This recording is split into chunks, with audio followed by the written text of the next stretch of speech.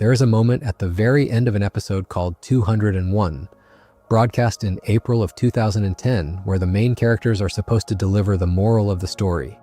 A long, slow, calm speech about bullies and threats, and not letting fear decide which stories you get to tell. And what actually airs that night is almost nothing, just bleeps, a long, unbroken wall of bleeps, layered over the voices of small cartoon children, where every important word has been censored out by the network without the show's creators ever being warned. So get comfortable, turn the lights down low, and settle in. Tonight on Papertown, we are going through every time South Park got banned, censored, pulled, threatened, blocked at the border, scrubbed from the internet, or quietly disappeared from the rotation, and the censorship war the show has been fighting for almost 30 years now. And if you have not subscribed yet, it really does help us keep making these. So go ahead and let us begin. To understand any of this, you have to start with what South Park actually is, and what it was when Comedy Central first agreed to put it on the air. It begins, depending on how you count, somewhere around the middle of the 1990s, when two students at the University of Colorado named Trey Parker and Matt Stone made a short animated film about four small boys in winter coats meeting Jesus and Santa in an alleyway and watching them have a fist fight over the meaning of Christmas. The short was crude, it was made out of construction paper and stop motion. It used profanity the way other shorts used music, and it was passed around on VHS tapes, in offices, at parties, in a pre-internet way that feels almost impossible to imagine now, until it ended up in the hands of executives who decided that whatever this was, it might be the future. The official series premiered in August of 1997 with an episode called the pilot episode. And from that very first night, before there was any controversy, any banned episode, any threat letter, any pulled rerun, the show was already operating on a fundamental bargain. Comedy Central would let Trey Parker and Matt Stone say almost anything they wanted, as long as the show kept making money. And South Park, in return, would test the edge of what cable television was allowed to do, week after week, for as long as they were allowed to keep making it. That bargain is the thing the censorship war is really about. Everything that follows in the next few hours is, in one way or another, a story about that bargain. It is about the times the network honored it. It is about the times the network broke it. It is about the times the world outside Comedy Central tried to break it for them. And it is about the strange, complicated, exhausted way that bargain looks now, in a media environment Trey Parker and Matt Stone could not possibly have predicted when they were still cutting paper mouths out by hand in a Boulder apartment. The thing people sometimes forget is that South Park was controversial from the very first week, not in any of the dramatic ways it would later become controversial. There were no death threats yet, no countries banning it, no network executive overriding the creators in secret. The early controversy was the smaller, more domestic kind, the kind that gets you written up in newspaper columns and yelled at by school principals. Parents complained that the children at the center of the show were too young to be using the kind of language they were using. Religious groups complained about Mr. Hanky, the Christmas poo, a piece of sentient excrement who wore a tiny Santa hat and was beloved by one of the main characters. Conservative columnists complained about the show's politics. Liberal columnists complained about the show's politics. And the show's audience grew, week over week, because there was a particular feeling that came from watching this little construction paper cartoon. A feeling that television was not supposed to allow what was being allowed, and that somewhere a person in a suit was about to make it stop. That feeling, that anticipation of the censor's hand, has been part of the South Park experience from the very beginning. The show would not be what it is without it. Trey Parker has said in interviews over the years that the writing process is partly built around it. The question of what they can get away with, what the network will let them put on the air, what the standards and practices department will redline at the last minute is not a problem they work around. It is part of the texture of the work itself. They write toward the line on purpose, sometimes over it on purpose, and the line drawing happens in a kind of conversation between the writers in Los Angeles and the executives in New York that has stretched across decades. Most of that conversation the audience never sees. Once or twice a year, though, the conversation breaks down. And those breakdowns are what we are really here to talk about. It helps, before going any further, to define what we even mean by a banned episode of South Park. The phrase gets used loosely. People use it to mean episodes that were pulled from streaming. They use it to mean episodes that were censored on air. They use it to mean episodes that aired in the United States, but were never broadcast in another country. They use it to mean episodes that the creators were forced to alter before they ever reached television in the first place. All of these things are real. All of them have happened to South Park at one point or another, but they are not the same thing. And a lot of the confusion around South Park's censorship history comes from collapsing them together. What we are going to do tonight, slowly and carefully, is separate them out. There are, by the show's own count, and by the count of the network that broadcasts it, a small number of episodes that have effectively been banned in the strongest sense of the word. Episodes that you cannot legally stream in the United States. Episodes that have not aired in syndication in years. Episodes that exist in a kind of formal limbo, where the show has not been allowed to disown them and the network has not been willing to host them. There is a slightly larger group of episodes that were censored on broadcast in ways the creators did not approve of, where what reached the screen was different from what was animated. Larger still is a group of episodes that were banned in particular countries while remaining available everywhere else. And there is an even larger group, by far the largest, of episodes that almost ended up in one of these categories, that were the subject of an internal fight at the network, of a behind-the-scenes negotiation, of a quiet phone call between executives that the audience was never supposed to know about. Some of those fights leaked out years later in commentaries and interviews. Some of them have never been confirmed, only rumored. We will be honest about which is which. The whole point of the next few hours is to walk through all of it carefully and to keep the things we actually know separate from the things we only think we know. To begin in the right place, we have to begin before the most famous fights in the early seasons when the show was still figuring out what kind of show it was. The first sustained battle with the censors did not involve religion, and it did not involve a foreign government. It involved a single word. The word was a vulgar word for excrement, 4 letters, the kind of word that had been spoken in many R-rated films for years, but had almost never been said unbleeped on basic cable television in the United States. South Park decided in the first episode of its 5th season that it was going to say that word out loud as many times as it could fit into a single episode, with no bleeps and no asterisks and no apologetic crawl across the bottom of the screen. The episode was called It Hits the Fan. It aired in June of 2001, and it remains one of the strangest, funniest, most pointedly aggressive arguments about television censorship the medium has ever produced. The plot was simple. A primetime drama on a fictional broadcast network announces that, for the first time in television history, an actor is going to say the word in question on the show. Uncensored. The cultural reaction in the world of South Park is enormous. There are countdown clocks. There are pre-show specials. There are parents preparing their children for the moment, and then, when the word is finally spoken, it summons a plague. People who say it begin coughing up their own intestines. A medieval-style curse descends on the town. Dragons appear. The world ends. The joke of the episode, the thing that turns it from a stunt into something genuinely interesting, is that the cast of the show go on saying the word anyway, hundreds of times, while the world collapses around them, because once you have decided to break a taboo, there is no real way to put it back together.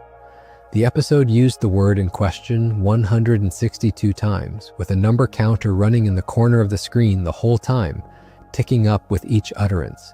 There was no bleep. There was no warning. There was just the word and a cartoon and an entire half hour of television that was effectively daring the network and the FCC to do something about it. What is interesting about that episode in the context of the larger censorship war is what did not happen. The Federal Communications Commission did not find Comedy Central because Comedy Central was not the kind of network the FCC had broad jurisdiction over, in the same way it had jurisdiction over the broadcast networks. Cable subscribers had effectively chosen to pay for the channel, and the regulatory standard for what could and could not be said on cable was different from what could and could not be said on the major broadcast networks. There were complaints, there were watchdog groups, there were a small number of advertisers who quietly stepped back. But the episode aired, the word was said all those times, and the line of what was allowed on basic cable shifted.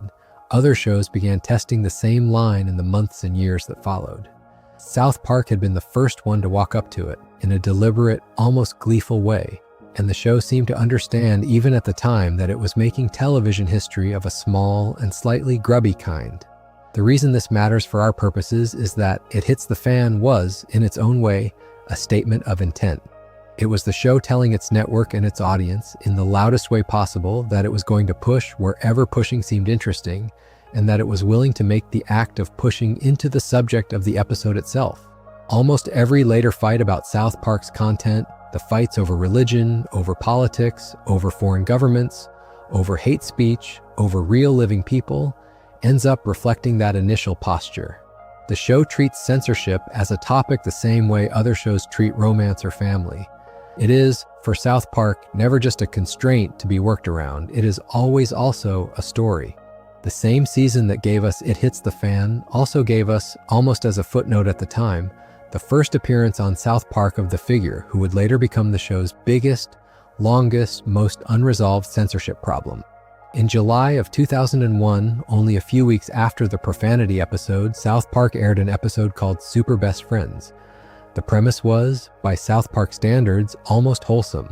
The boys discover that a magician on the street is actually the leader of a cult, and they go looking for help from a kind of religious league of justice, a group of founders and prophets from the major world religions who have banded together to fight evil.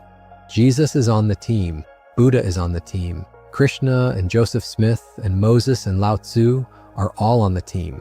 And one of the members of the team, drawn in the same simple paper cutout style as the others, is the Prophet Muhammad. He is depicted as a serious, calm hero with the power of fire. He is treated with the same affectionate irreverence as every other figure on the team. He is, in the episode, simply a member of the League of Religious Heroes, and that is the end of it. It is important to be precise here because this episode would later become one of the most discussed and most quietly disappeared pieces of South Park's history. At the time it aired in the summer of 2001, there was almost no controversy about the depiction. The episode was received as another irreverent South Park gag, like the Mormon episode and the Catholic episode that had come before it. The show went on to other things, the boys had other adventures, Muhammad did not appear in another episode for years, Super Best Friends, for a while, just sat in the catalog, available wherever South Park episodes were available, no different from any other episode of the 5th season. What changed was not the episode. What changed was the world around the episode.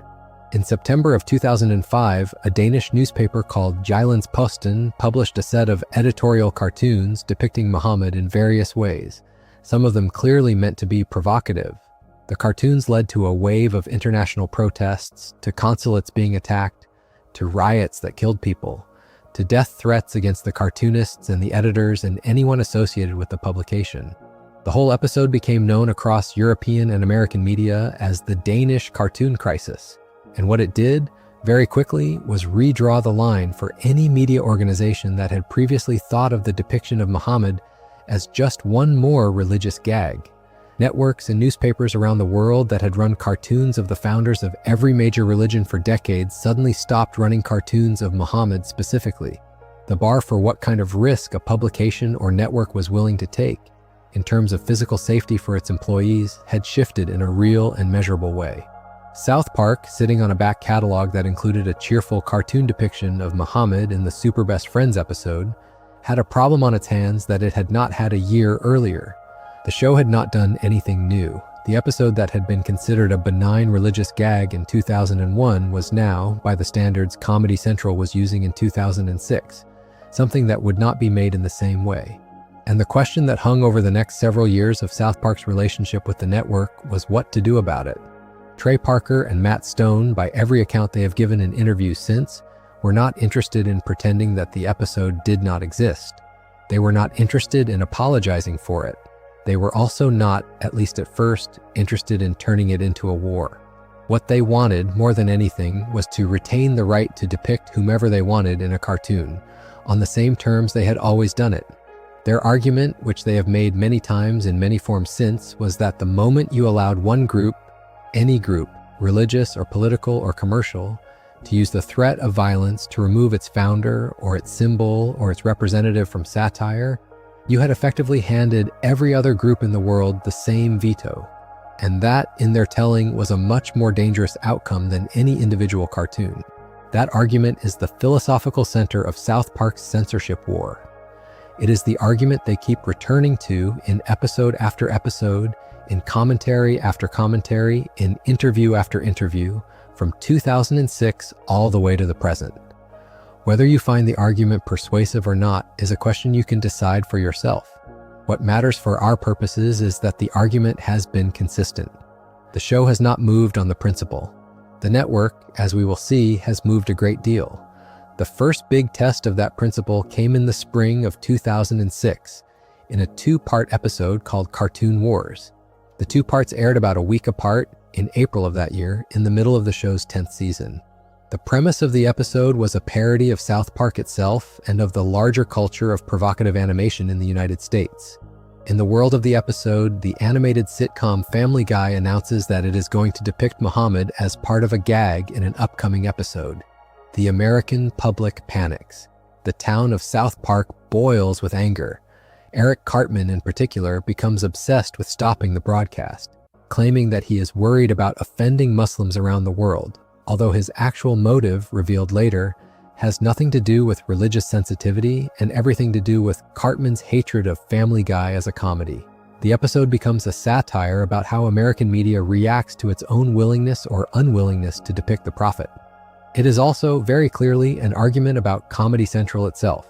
Trey Parker and Matt Stone, in the writing of the episode, were essentially using the fictional situation of Family Guy and the fictional American public as a way of asking their own network whether it would be willing to broadcast a depiction of Muhammad on South Park in the post-Danish cartoon environment.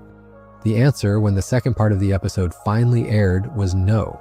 The way Comedy Central said no is one of the most interesting and most documented moments in the show's history.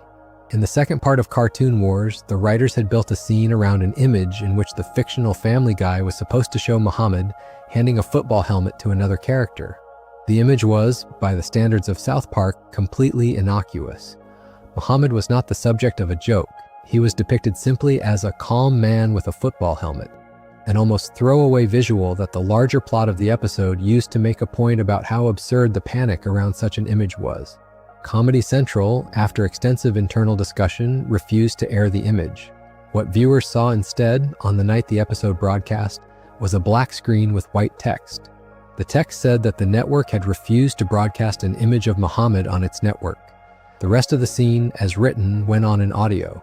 The point Trey Parker and Matt Stone were making, the point about how absurd it was to panic about a benign cartoon image of a religious figure, was now being made in the most direct possible way, because the network had panicked about exactly the kind of benign cartoon image the episode was supposedly mocking. It was an extraordinary piece of television. It worked both as comedy and as documentary. The viewer, sitting at home, was now part of the satire, watching real censorship play out in real time inside a fictional episode about censorship. And it was the first sign, the first public sign, that the line Trey Parker and Matt Stone wanted to hold, and the line Comedy Central wanted to hold, were not in the same place. What is sometimes lost in the way this story gets retold years later is that the Cartoon Wars episodes themselves were not banned. They aired. They have remained available on most platforms that carry the show in most countries since. The censored screen was incorporated into the episode itself. The show, in a real sense, won the round because the network's refusal had been turned into the punchline. The fight in 2006 did not stop the show from making the point. It just made the point more painful, more public, and more permanent. But what those episodes also did was set up the larger collision that would come 4 years later in the show's 200th and 201st episodes, when the same fight returned in a much bigger form, with much higher stakes, and with consequences for the catalog of South Park that are still being negotiated today. Before we get to that fight, though, it is worth slowing down and looking at the other religious controversy that erupted in 2005 and into 2006, because it produced a separate and very different kind of banning. The episode in question was called Bloody Mary, and it aired as the Season 9 finale in December of 2005. The plot, on paper, is not so unusual for the show. Stan Marsh's father, Randy, has been arrested for drunk driving, and rather than accept that he has a drinking problem, he decides he has been afflicted by a disease, and he goes looking for divine intervention. He travels to a small Colorado town where a statue of the Virgin Mary has begun, according to the parishioners, to bleed miraculously from a particular part of its body. The bleeding statue is treated throughout the episode as a religious tourist attraction, with crowds of pilgrims kneeling and praying and waiting to be healed by what they believe is the blood of a miracle. The Catholic Church investigates. A senior cleric arrives, he examines the statue, lifts it, looks underneath, and announces in a calm priestly tone that the statue is not actually bleeding from any miraculous wound, but from the anatomy beneath, because the statue is simply in a state of menstruation. The townspeople are deflated. The miracle is, in the church's reading, no miracle at all. Randy does not get the healing he was looking for, and the episode ends with his quiet realization that he is going to have to take responsibility for himself. The episode was, by South Park standards, almost gentle. The story arc was, in many ways, sympathetic to the church, since the church official in the episode is the one who calmly diffuses the panic and returns the statue to ordinary status. But the imagery, in particular the image of a statue of the Virgin Mary bleeding from below the waist, was treated as deeply offensive by a number of Catholic advocacy groups in the United States and abroad. The Catholic League for Religious and Civil Rights, an American Catholic advocacy organization, publicly called on Comedy Central not to air the episode again, and also on the network's parent company to apologize. Around the same time, the episode came in for criticism from religious leaders in other countries, particularly in countries with large Catholic populations. There were calls for Comedy Central to pull the episode from rotation entirely. There was a brief period during which the episode was reportedly not rerun on Comedy Central, although the exact details of the network's decision-making at that time have never been laid out in public, the way later decisions about the Muhammad episodes would later be. What we can say with confidence is that Bloody Mary became, for a period in late 2005 and through 2006, an episode that was the subject of a public campaign for its removal, that some viewers reported being unable to find it in syndication for a stretch, and that it eventually returned to general availability without any apology or alteration from the show or the network. In that sense, it is one of the smaller stories of South Park censorship, and a useful one to compare against the bigger ones, because it shows what the more typical pattern of complaint and resolution looks like when the parties involved are not making threats of violence. It is worth pausing, while we are in this part of the timeline, on the larger pattern of South Park's relationship with the Catholic Church and with American Catholic advocacy groups. Bloody Mary was not the first South Park episode to draw a strong response from Catholic organizations, and it would not be the last. The show had already done an episode in its 6th season called Red Hot Catholic Love, which dealt with the priest abuse scandals that were dominating American news at the time, in a way that some Catholic viewers found cathartic and others found deeply painful. The show had done episodes that depicted communion and the Eucharist as the subject of jokes. It had a recurring habit of writing Jesus as a benign and earnest local resident who hosted a low-rated public access talk show. The cumulative effect of all of this over many seasons was that the show had built up a reputation in Catholic media circles for being willing to satirize the church in ways that other American sitcoms generally avoided. So when Bloody Mary aired, the response was, in some sense, the response to a pattern, not just to a single episode. The Catholic League framed the episode as part of a longer history of what the League described as anti-Catholic media. The show, for its part, treated the controversy more or less the way it treated every controversy.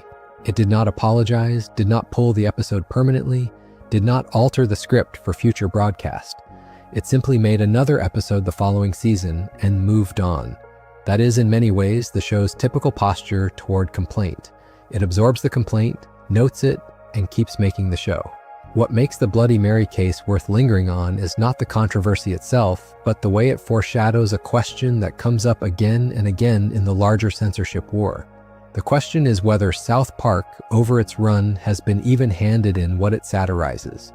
Trey Parker and Matt Stone have argued in many interviews and in the show itself that they aim to satirize everyone, and that no group, religious or political or commercial, gets a free pass from being a target.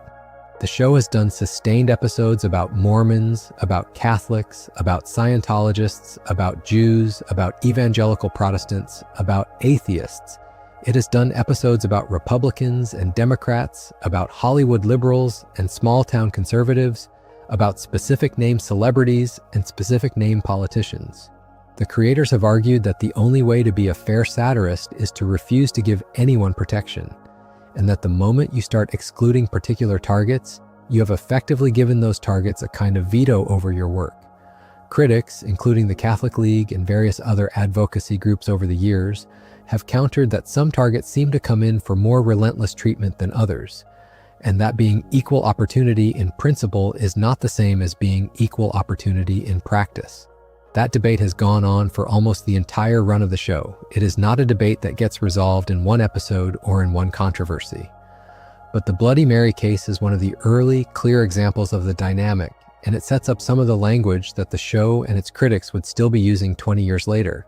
That brings us, by way of religion and complaint, to the other big religious controversy of Season 9, the one that broke a major piece of the show's behind-the-scenes infrastructure and produced one of the most discussed network interventions in South Park's history. The episode was called Trapped in the Closet. It aired in November of 2005, only a few weeks before Bloody Mary, in the middle of what was already an unusually contentious season. The plot of the episode involves Stan Marsh wandering into a Church of Scientology outreach center, taking what is presented in the episode as a Scientology personality test and receiving an extraordinarily high score, leading the local Scientology officials to conclude that Stan is the reincarnation of the founder of their religion, L. Ron Hubbard. From that premise, the episode launches into a long, detailed, and unusually patient explanation of what Scientologists, according to the show, are taught to believe about the creation of the universe, the figure of Xenu, the volcanic backstory, the body thetans, and the higher levels of the church's secret teachings. Throughout that long explanation, a line of text runs across the bottom of the screen, reminding viewers that what they are watching is, according to the show, what Scientologists actually believe. The episode also brings in a parody of Tom Cruise, who spends much of the second half of the episode hiding inside a closet, in a long visual joke about the actor's public and private life. The episode produced two distinct, overlapping aftershocks. The first involved a member of the show's regular cast. For most of the show's run-up to that point, the character of Chef, the kindly elementary school cafeteria worker and unofficial mentor to the boys, had been voiced by the soul musician Isaac Hayes. Hayes was a devout Scientologist. After Trapped in the Closet aired, and after he had time to consider what the episode said and what it meant for his continued involvement with the show, Isaac Hayes formally left South Park in the spring of 2006. The exact framing of his departure became, almost immediately, a small public controversy in its own right. A statement was issued in Hayes' name saying that he was leaving because of what he described as the show's growing intolerance toward religious belief. Trey Parker and Matt Stone publicly disputed the framing, suggesting that Hayes had been happy to voice Chef through years of episodes that satirized Catholics and Jews and Mormons and atheists, and that the disagreement only arose when his own religion was being treated the same way. The full inside story of his departure, including the role his health was playing at that point in his life, is something that has been the subject of various interviews and reports over the years, and any responsible telling of it should acknowledge that the picture is more complicated than the public statements made it appear at the time. Isaac Hayes died in August of 2008 of causes that have generally been reported as related to an earlier stroke. The show, for its part, wrote out the character of Chef in the Season 10 premiere in a way that was both affectionate and pointed, and that has been discussed many times since as one of the more emotionally intense moments in the show's run. The second aftershock of Trapped in the Closet involved the episode itself. In March of 2006, only a few months after the episode first aired, a scheduled rerun of the episode on Comedy Central was, according to reporting at the time, pulled at the last minute, with another episode aired in its place. The cancellation of the rerun was widely reported in entertainment news. The exact reasons given for it varied. The network, in its own statements, described the change as a scheduling matter.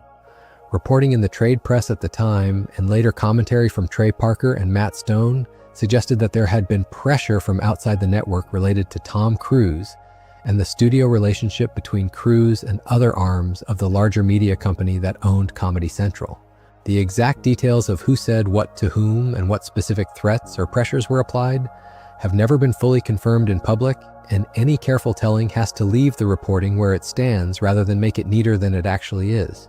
What is clear is that for a stretch in 2006, the rerun of Trapped in the Closet did not air when it was supposed to, and that Trey Parker and Matt Stone issued a public statement written in a mock heroic style that treated the cancellation as an act of war between South Park and Scientology.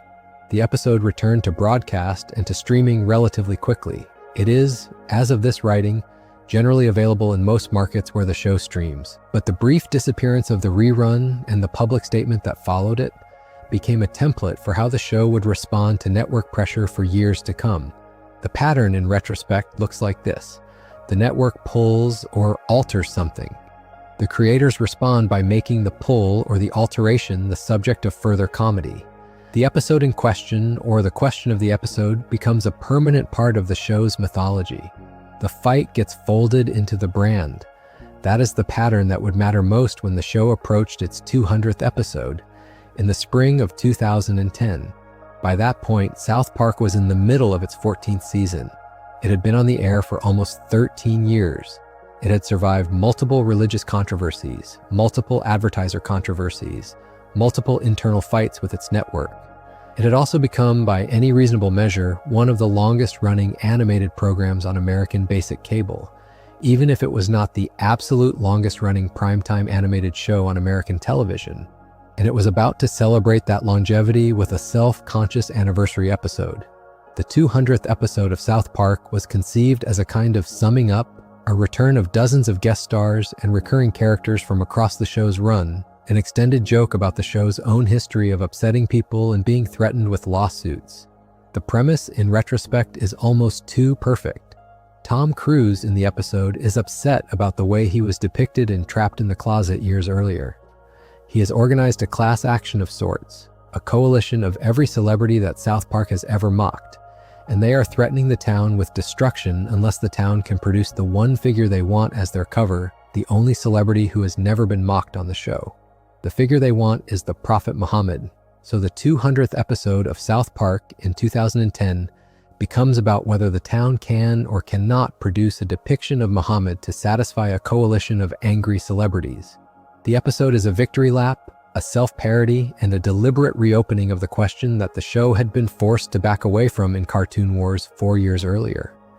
It was, in every sense, a provocation, but a provocation aimed primarily at the show's own past. The 200th episode aired in April of 2010. It contained a depiction of Muhammad, but the depiction was carefully concealed. In the episode, the Prophet is shown wearing a bear costume, with only the costume visible to viewers. He arrives in town. He is presented as a calm and reasonable figure. He is, in form, the same Muhammad who had appeared in Super Best Friends years earlier. But in function, in terms of what the audience could see, he was hidden inside a costume the entire time. The episode left this as a cliffhanger. The angry coalition of celebrities was still threatening the town. The 200th episode set up a confrontation that the 201st episode, scheduled for the following week, was supposed to resolve. And the audience was left to wonder for 7 days how the show was going to handle the moment when the bear costume came off. What happened in the 7 days between the two episodes is one of the most significant single weeks in South Park's censorship history. A radical fringe website associated with a small American group calling itself Revolution Muslim posted an article responding to the 200th episode. The article warned Trey Parker and Matt Stone that they were, in the writer's framing, exposing themselves to the same fate as the Dutch filmmaker Theo van Gogh, who had been murdered in 2004 in Amsterdam following his work on a film critical of the treatment of women in some Muslim communities. The post included references to the home addresses of Comedy Central's offices, and it referenced the address of a production company associated with the show. The post was widely interpreted in American media at the time as a thinly veiled threat against the lives of the show's creators and the network's employees. The Federal Bureau of Investigation became aware of it. Law enforcement took the threat seriously. The man who had written the post was a young American convert to Islam named Zachary Adam Chesser, who used the online name Abu Talha al-Amriki, and who would within a few years be sentenced to a long term in federal prison for offenses related to support of foreign terrorist organizations. At the time the post went up, however, none of that was settled. What was clear in the days leading up to the 201st episode was that the writers and the network had received what reasonable people understood to be a direct threat to the safety of the people who worked on the show, and that the threat was tied specifically to the question of whether Muhammad would be visible in the upcoming episode. The 201st episode, when it aired, was not the episode Trey Parker and Matt Stone had written. According to statements the creators released shortly after the broadcast, Comedy Central, after consulting with its own corporate leadership and with its own assessment of the threat environment, made the decision to alter the episode without giving the writers the chance to approve the alterations. The image of Muhammad in the episode was not just hidden as it had been in the previous week. It was completely bleeped, with a long black censor bar reading the word censored every time it was supposed to appear. The character's name was bleeped out throughout the episode. References to the Prophet by the other characters were bleeped. And most strikingly, the climactic moral speech at the end of the episode, a long, calm monologue delivered by one of the boys about the importance of not giving in to fear and not allowing intimidation to dictate which stories you get to tell, was almost entirely censored. According to the creators, the speech in question did not actually mention Muhammad. It was about the principle of resisting intimidation in general. But Comedy Central, in the version that aired, bleeped almost the entire speech, leaving only a few connective words audible, and the result was a kind of ironic monument to exactly the thing the speech was supposed to be warning against. The audience watching at home heard a wall of bleeps where a speech about courage was supposed to be. The episode ended on a long silence, and the show, which had spent so much of its run turning the act of censorship into the subject of comedy, was now being censored in a way that no joke could fully recover. Trey Parker and Matt Stone released a public statement posted on the South Park Studios website describing what had happened. In their telling, the network had made the alterations without consulting them, and they had not approved the bleeps that aired. They emphasized that the moral speech at the end of the episode, the one that had been bleeped most heavily, did not actually contain any references to Muhammad. The statement was unusually direct. It was, in some sense, an open letter from the show's writers to the show's audience, explaining what had been censored and what had not, and why the version that had aired was not the version they had made. The statement also made clear that the version of the episode that exists in the show's archive, the version that Comedy Central had been responsible for producing, was the only version any viewer would ever see in legitimate broadcast. There was no uncensored version waiting in a vault somewhere that could be released later. The bleeps were now part of the episode. And the question of what the boys' moral speech actually said, what the writers had really wanted the show to argue at its end, was a question the audience was going to have to take the writers at their word about. In the years since the 201st episode aired, neither the episode nor its predecessor have been made available for streaming on most platforms that carry the rest of the show. They are not, in the strict sense, banned. The creators have not been ordered to destroy them. The episodes still exist. They air occasionally in particular contexts. But for most viewers, in most countries, the 200th and 201st episodes of South Park are essentially missing from the catalog. They do not appear in the streaming archive that contains otherwise almost every other episode of the show's long run. They are not available on the most common digital purchase platforms that carry the rest of the series. They are not on the show's own official streaming channel in the same way as the other episodes of Season 14. There is, in this sense, a quiet hole in the middle of the show's history, an absence that is rarely advertised, but that anyone who has tried to watch the show in order will eventually notice. South Park Studios, the show's official online archive, has at various points in the years since flagged these episodes specifically when listing the show's full catalog, and Comedy Central itself has, depending on the platform, treated them as a special case. The reasons given for this ongoing unavailability are usually framed as a continuation of the original decision to censor the episodes for broadcast in 2010. The decision, in the network's framing, was made to address what was considered a serious security concern at the time, and that concern, in the network's continued assessment, has never been formally resolved in a way that would allow the original uncensored versions to be reissued. The episodes that aired, the censored versions, are technically the only versions that exist for distribution, and even those have been kept out of general rotation in many places. There is an irony in all of this that the writers themselves have pointed to many times. The 201st episode's moral speech, the one the network bleeped over, was an argument about exactly this dynamic. The argument, as the writers have summarized it in the years since, was that the moment a creative organization decides that it can be intimidated into removing a particular target from satire, it has functionally given that veto to every other party that might want to threaten it. Every advertiser, every government, every interest group, every wealthy plaintiff. Once you have set the precedent that threats work, you have made every other threat more plausible, because you have shown that the response to a threat is compliance. The writer's argument was not that they were brave or that they were better than anyone else. The argument was that the principle of not allowing intimidation to draw the line, was the only sustainable position for a comedy show that wanted to mock everyone.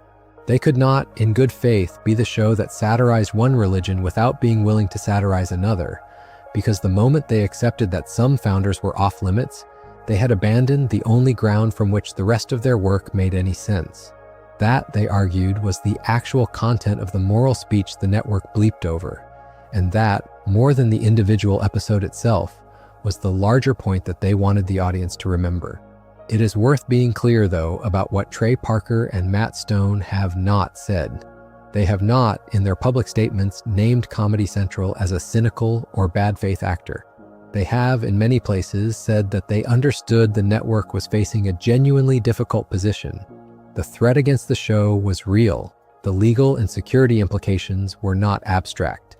The people who would have had to actually walk into the offices where these decisions were made, the assistants, the producers, the people who were not the famous creators of the show, were real people with real safety concerns, and the network had an obligation to take those concerns seriously. The creators have, in interviews, drawn a distinction between the position they would have liked the network to take, which was to broadcast the episode as written, and the position they have acknowledged the network was forced to weigh, which was to balance free expression against the safety of its own staff. They have, in other words, treated the network's decision as a tragic one rather than a venal one. That nuance matters because in some retellings of this story, the network is presented as the simple villain. The writers themselves have not told the story that way. They have presented it as the kind of decision that an institution, faced with the kind of threat that was made, was always going to find very hard to make differently. The fact that the principle was right in their view did not make the practical decision easy, and they have generally refused to pretend otherwise. What remains all these years later is the question of what is and is not available. There is a way of watching the 201st episode of South Park today that involves piecing the episode together from sources that are not exactly authorized. There are descriptions of the original moral speech, drawn from the writer's later statements and from people who have heard versions of the script. There are bootleg reconstructions of various kinds that circulate online. None of these are the original episode. The original episode, in the form Trey Parker and Matt Stone wanted it to exist, never aired and was never publicly released. The version that aired in April of 2010, the Bleeped version, was the only version with any formal existence in the show's catalog, and that version has, for most of the time since, been kept off the major streaming platforms that carry the rest of the show. So when we talk about the most truly banned episode of South Park, in the strictest sense of the word, the answer is not Super Best Friends, and it is not Cartoon Wars, and it is not Bloody Mary. The answer is 200 and 201. They are the episodes that exist in a kind of legal half-life, the episodes that the creators are not allowed to fix, and the network is not willing to host, the episodes whose continued absence from the catalog is the most lasting practical effect of the events between the early seasons and 2010.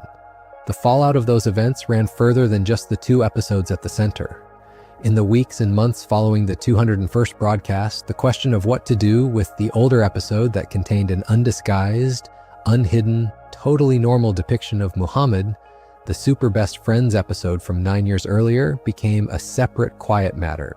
The episode was, for a long stretch after 2010, also not available on the streaming platforms that hosted the rest of the show.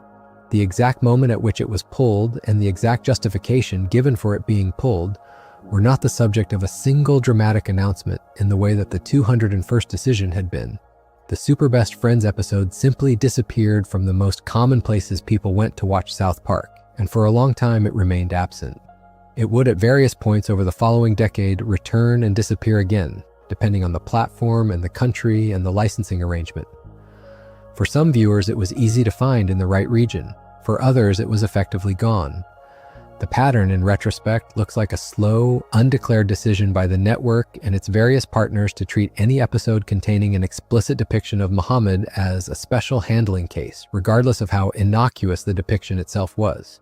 The episode in question, the original Super Best Friends, contained nothing more offensive than a cartoon image of a religious figure standing next to other religious figures and fighting evil. It had aired without incident in 2001. It had been part of the show's ordinary catalog for years, but the events of 2010 had effectively retroactively reclassified it. The conditions in which it had been broadcast no longer applied, and what had been a routine syndicated episode became, without any formal announcement, another piece of the show that was, in some places, no longer routinely available. That is the larger pattern, the pattern that the Muhammad question shaped and that the rest of the show's censorship history sits inside. Once a network has decided that a particular subject is too dangerous to broadcast, the decision tends to propagate backwards through the catalog as well as forwards through future episodes. The standards of 2010 get applied to the episode of 2001. The decisions made in the wake of a threat against the writers and the network in the spring of 2010 go on, in a quieter way, to shape what episodes are available to which viewers in 2015 and 2020 and beyond. The show, as the audience experiences it on any given platform in any given country, is not the show as it was originally produced. It is the show as it has been filtered, after the fact, by every accumulated decision the network has made about which old episodes are still safe to host and which are not. And the catalog of South Park, as a single artifact, has grown more frayed at the edges as those decisions have stacked up. Most viewers do not notice. The show has hundreds of episodes. The missing ones, when they go missing, do not announce themselves. But anyone who watches the series carefully, in order, will run into the gaps eventually, and the gaps are part of the story of what the show actually is. Before moving on from the Muhammad question, it is worth being precise about something else, because it gets misunderstood in a lot of popular tellings. The episodes that ended up being affected by the long aftermath of 2010 are not the only episodes in South Park's run that talk about Islam, and they are not the only episodes that make jokes that touch on Muslim characters or themes. The show has had many episodes that involve Muslim characters, that involve the politics of the Middle East, that involve the war on terror, that involve American attitudes toward the Muslim world. Most of those episodes have aired without any particular network intervention. The specific issue that brought Comedy Central to the line, in the wake of the Danish cartoon crisis and the revolution Muslim threats, was the visual depiction of the Prophet himself. That is the specific thing that became the unspoken red line. Other treatments of Islam, other treatments of Muslim communities, other treatments of the political and cultural landscape mostly stayed within the range of what the network was willing to air.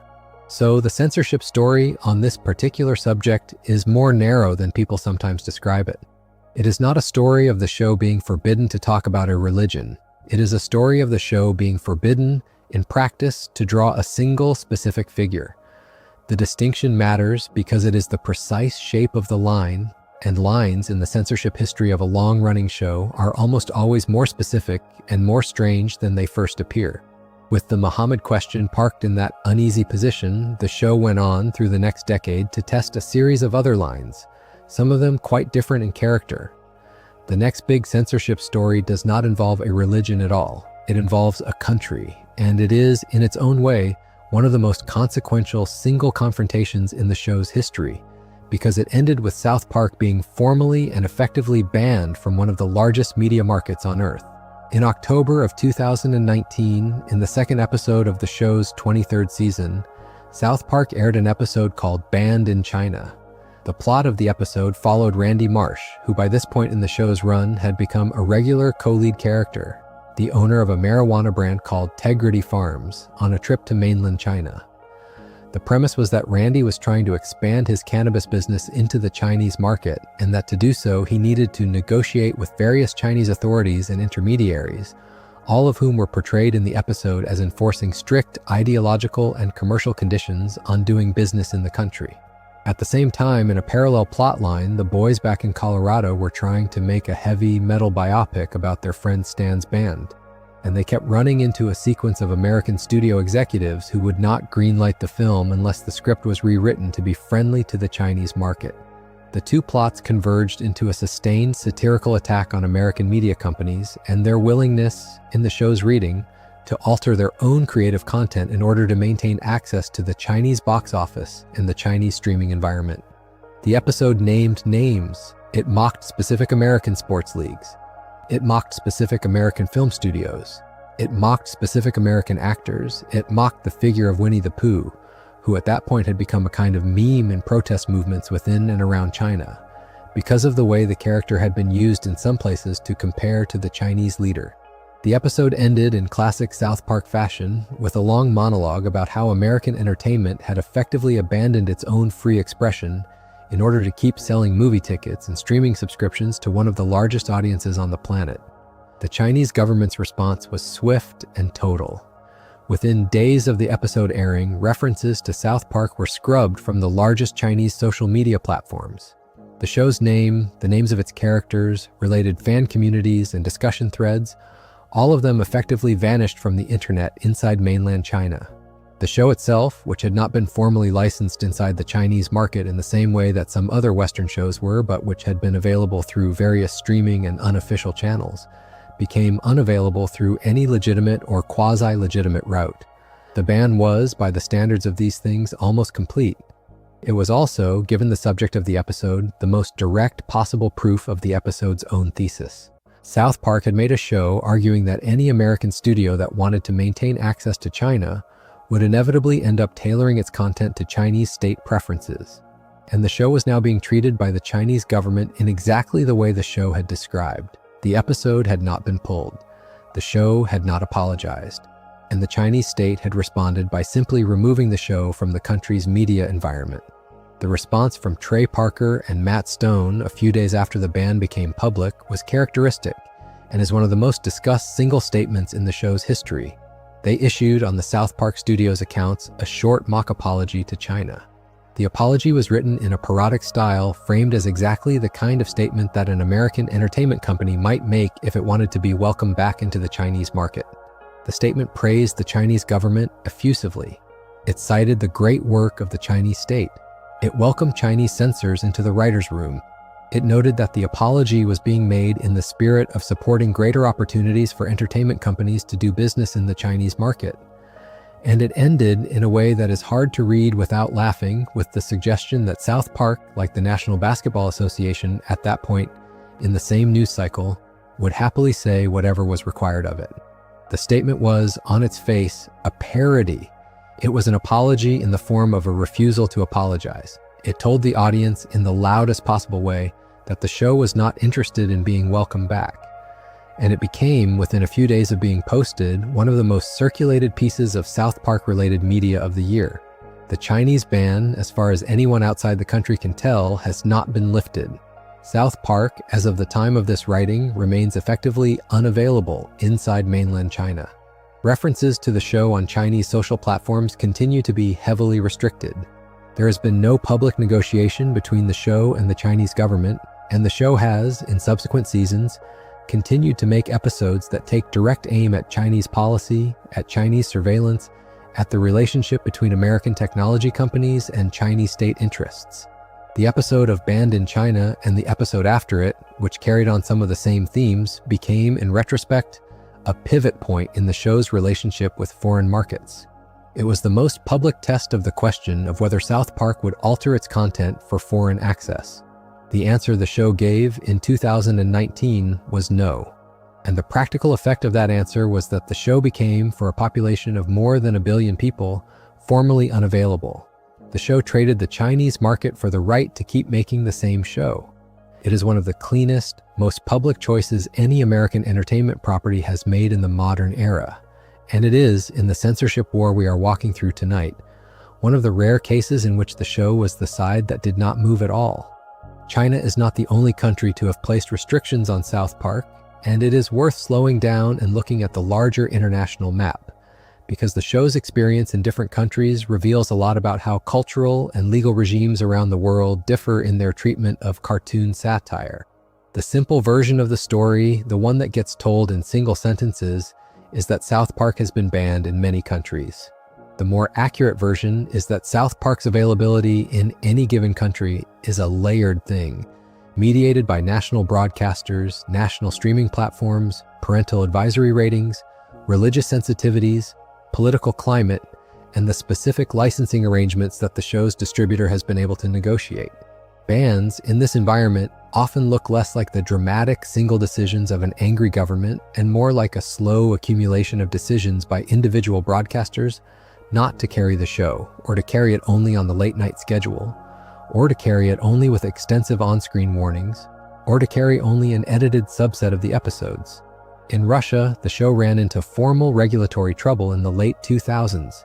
By most accounts, a Russian court at the time ruled that certain episodes of South Park amounted to material that fell under the country's regulations on what was then classified as extremist content. The decision was not, in the way some Western coverage at the time described it, a blanket criminal ban on watching the show.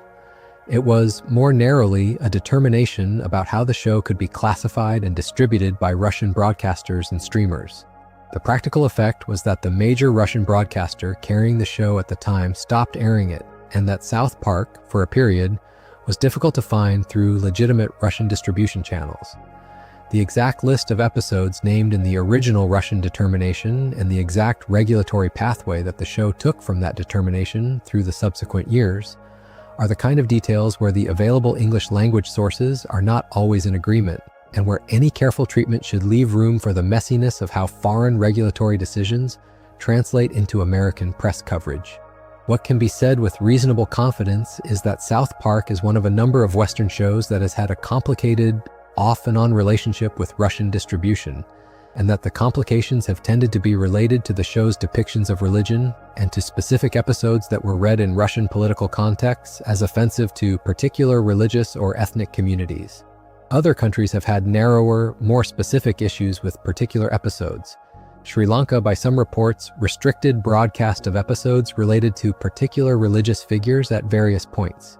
Some Middle Eastern countries have heavily edited or simply not aired episodes related to Islam.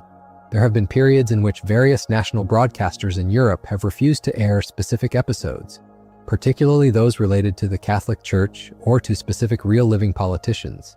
The exact catalog of these decisions, country by country, is the kind of thing that you would need a dedicated researcher with access to broadcaster archives to fully reconstruct, and most of the available public information about it is partial and dated. But the pattern is clear.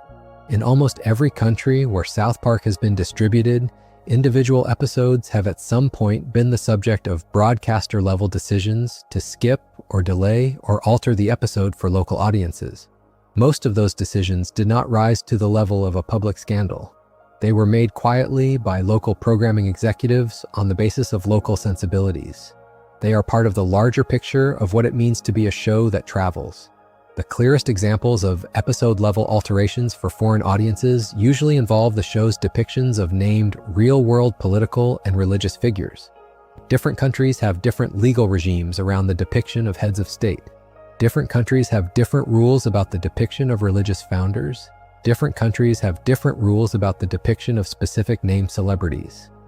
A South Park episode that flies in the United States, where the legal regime is unusually permissive about parody of public figures, may not fly in a country where the legal regime is more protective. The show's distributor, in those cases, often makes case-by-case decisions about which episodes are even submitted for distribution, what cuts might be requested, and what warnings might be required. The audience inside the United States rarely sees any of this happen. The audience in the country where the cut or the warning or the omission is taking place may not even know that the unaltered version exists. The international map of South Park, in other words, is not a map of available and unavailable territories. It is a map of slightly different versions of the show, available in slightly different forms, depending on the regulatory climate of the country and the willingness of the local broadcaster to take particular risks. It is also worth noting that in some markets, South Park has simply chosen not to be distributed widely, either because the licensing economics did not make sense, or because the distributor judged that the regulatory risk was too high.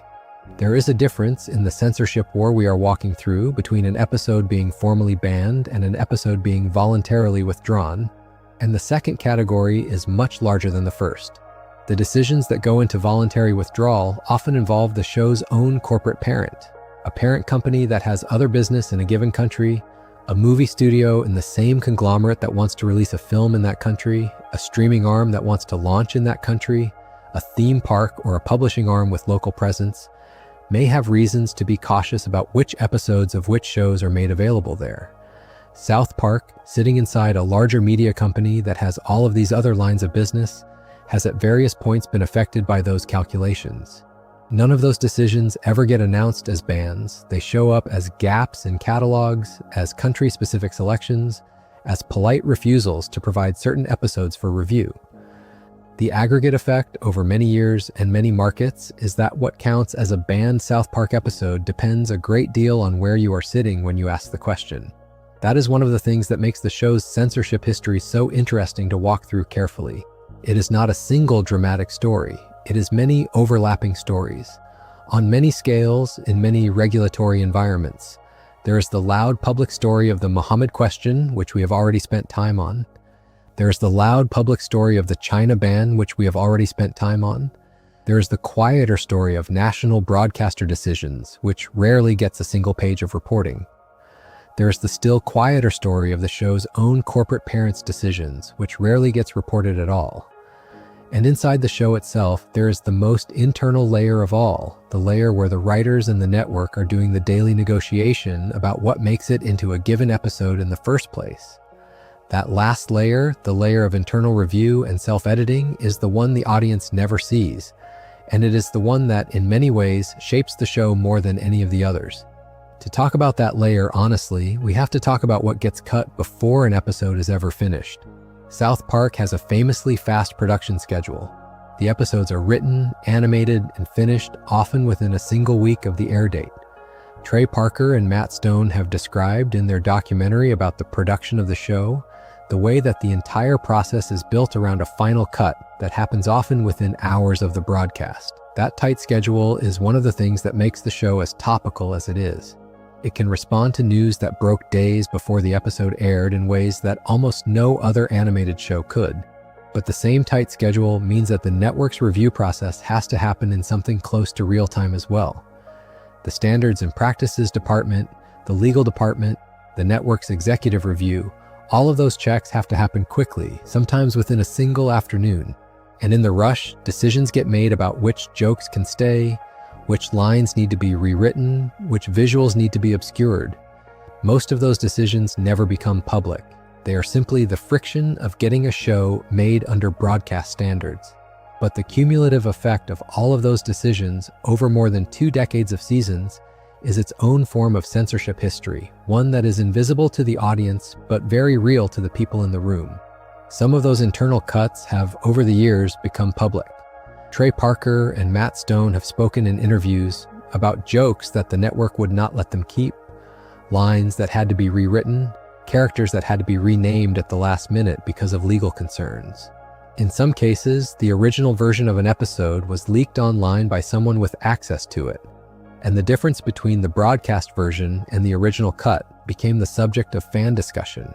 In other cases, the writers themselves have referred to the lost version in commentaries, describing what was supposed to be there before the network asked for the change.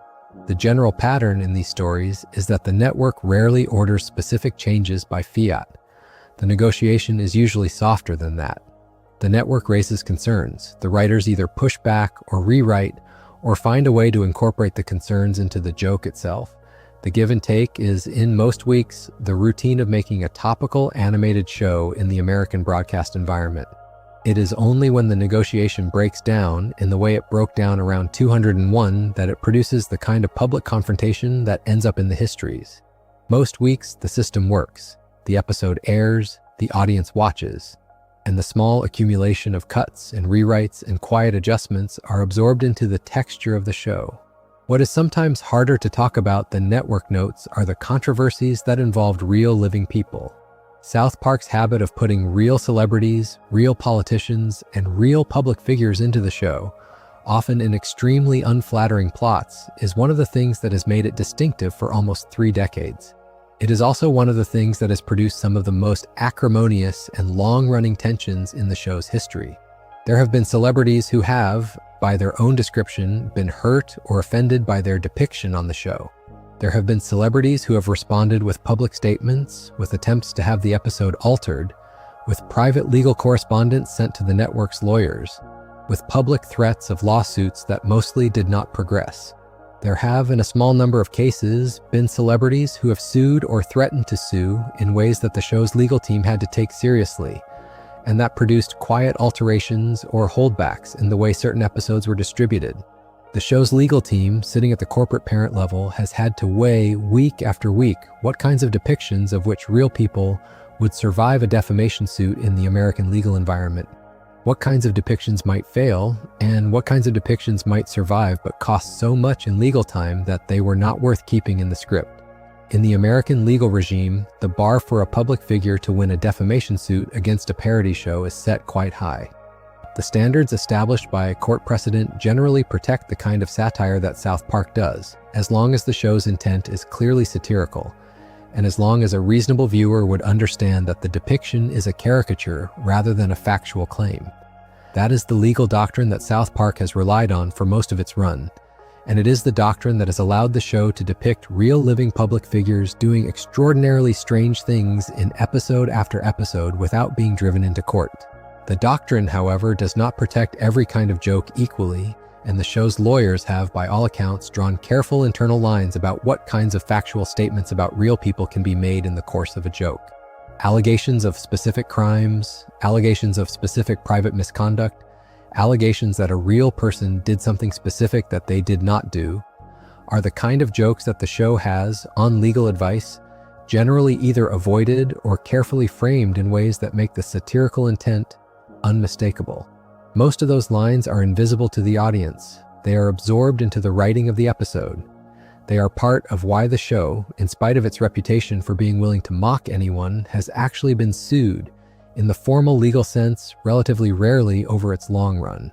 The episode involving the parody of the actor Tom Cruise that we discussed earlier in connection with the Scientology controversy is a useful example of how these threads intersect.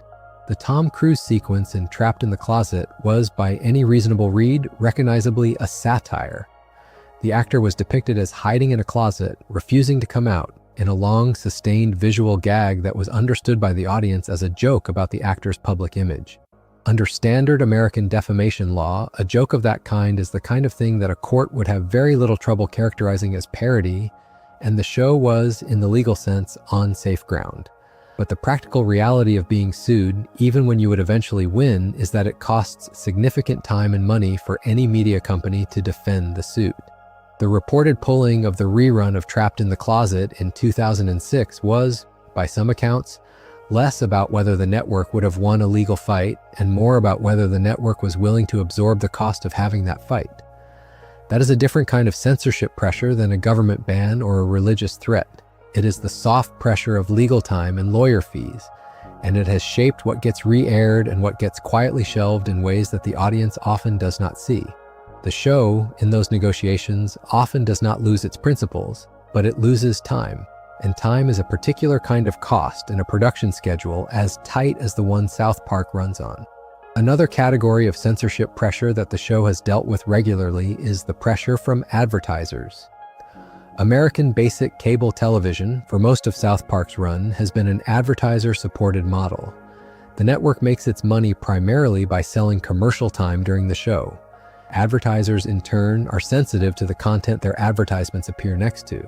When a particular episode is judged to be too risky for general advertiser comfort, the network can lose money, either because advertisers pull out of that specific airing or because, over the longer term, advertisers become less willing to buy time during the show in general. This is a quieter kind of pressure than a public boycott or a religious threat, but it is a constant one.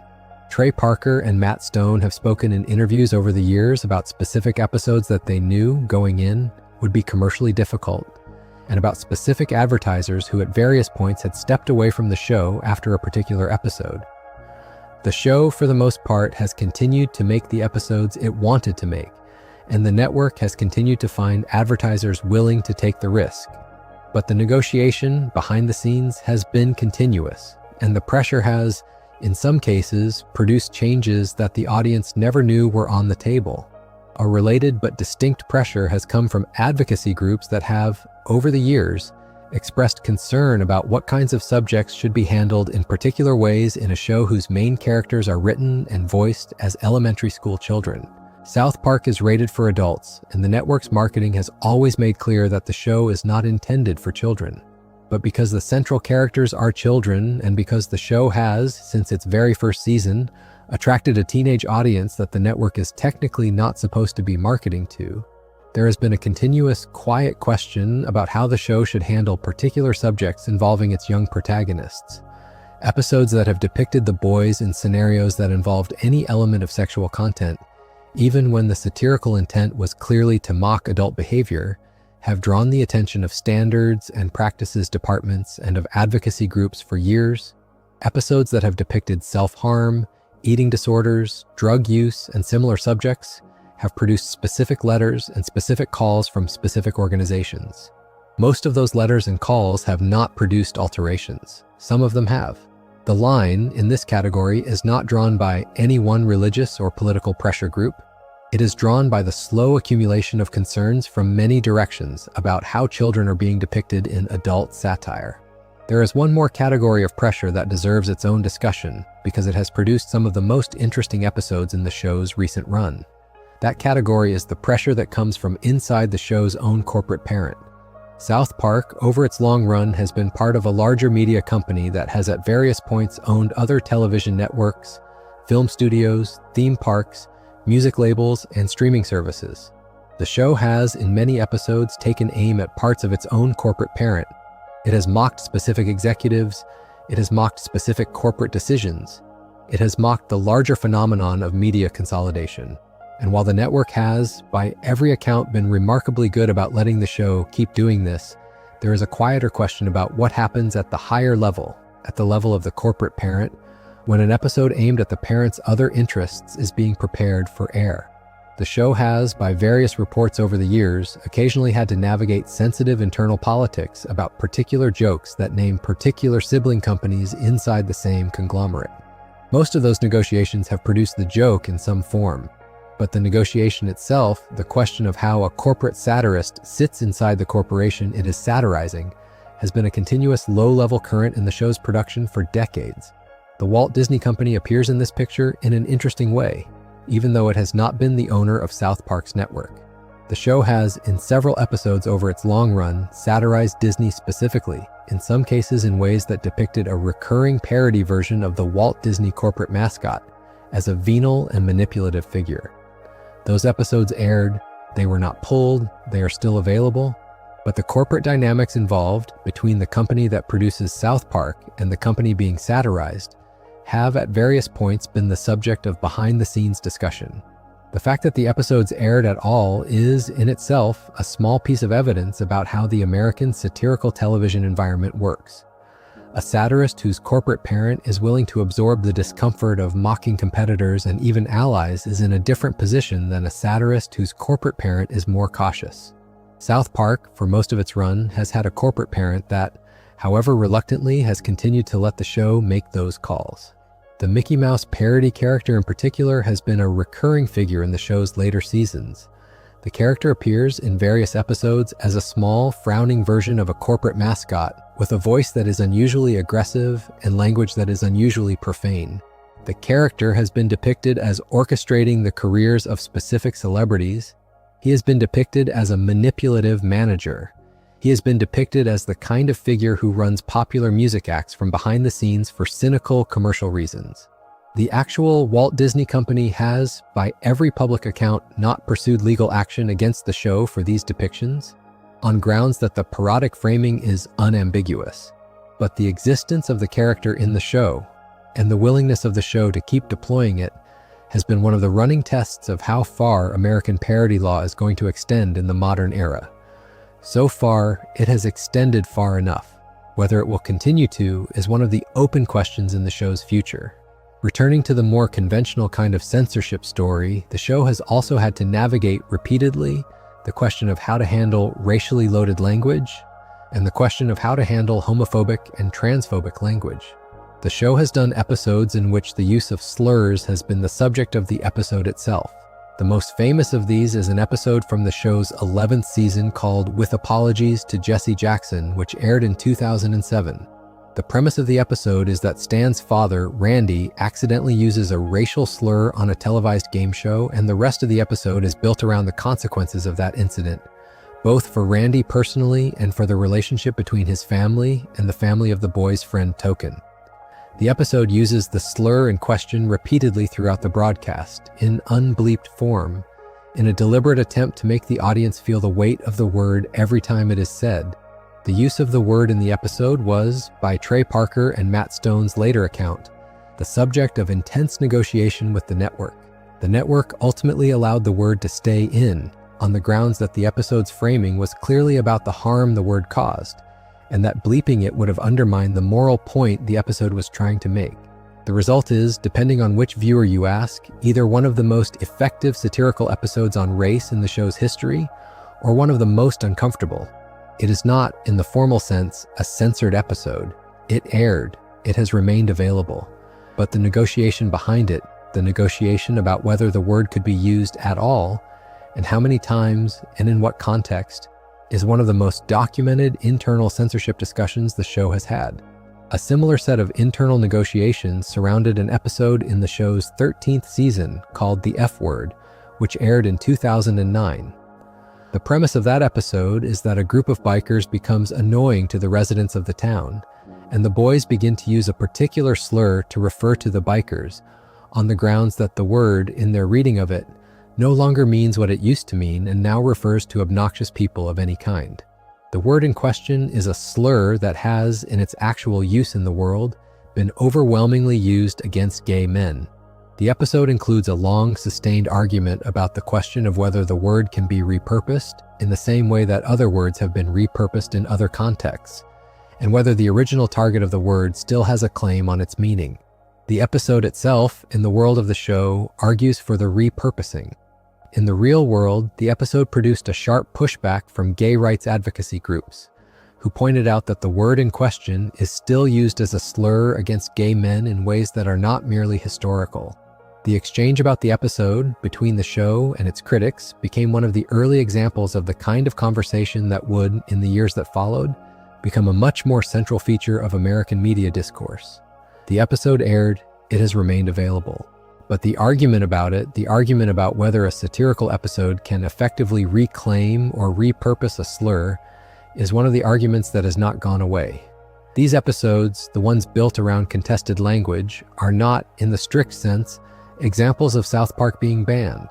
They aired, they have remained available, but they are examples of what the internal censorship process looks like, and they are examples of the kind of conversation the show has had to have, repeatedly, about which words it can use and in what contexts. The network's standards and practices department, the show's writers, and the various external advocacy groups that have weighed in on these episodes are all part of the same long conversation. The line in this conversation is not drawn by any single decision. It is drawn by the accumulated set of compromises and refusals that have made each individual episode what it is, and that line has, over the years, moved. There is a related but separate story that has run through the show's recent seasons, which is the story of South Park's relationship with the political environment of the United States during the years that the show has, at various points, been one of the most watched satirical programs in the country. The show has historically described itself as nonpartisan, mocking both major American political parties in roughly equal measure. That stance, the equal opportunity stance, was, for most of the show's run, the show's most consistent political identity. It mocked Democrats, it mocked Republicans, it mocked specific named politicians on both sides of the aisle. It mocked the cultural movements that surrounded both sides. And for the most part, the network and the show treated this kind of political satire as a routine matter, the kind of thing that did not require any particular censorship discussion. The show was famously hard to pin down to either side. Both sides claimed parts of it, both sides complained about other parts.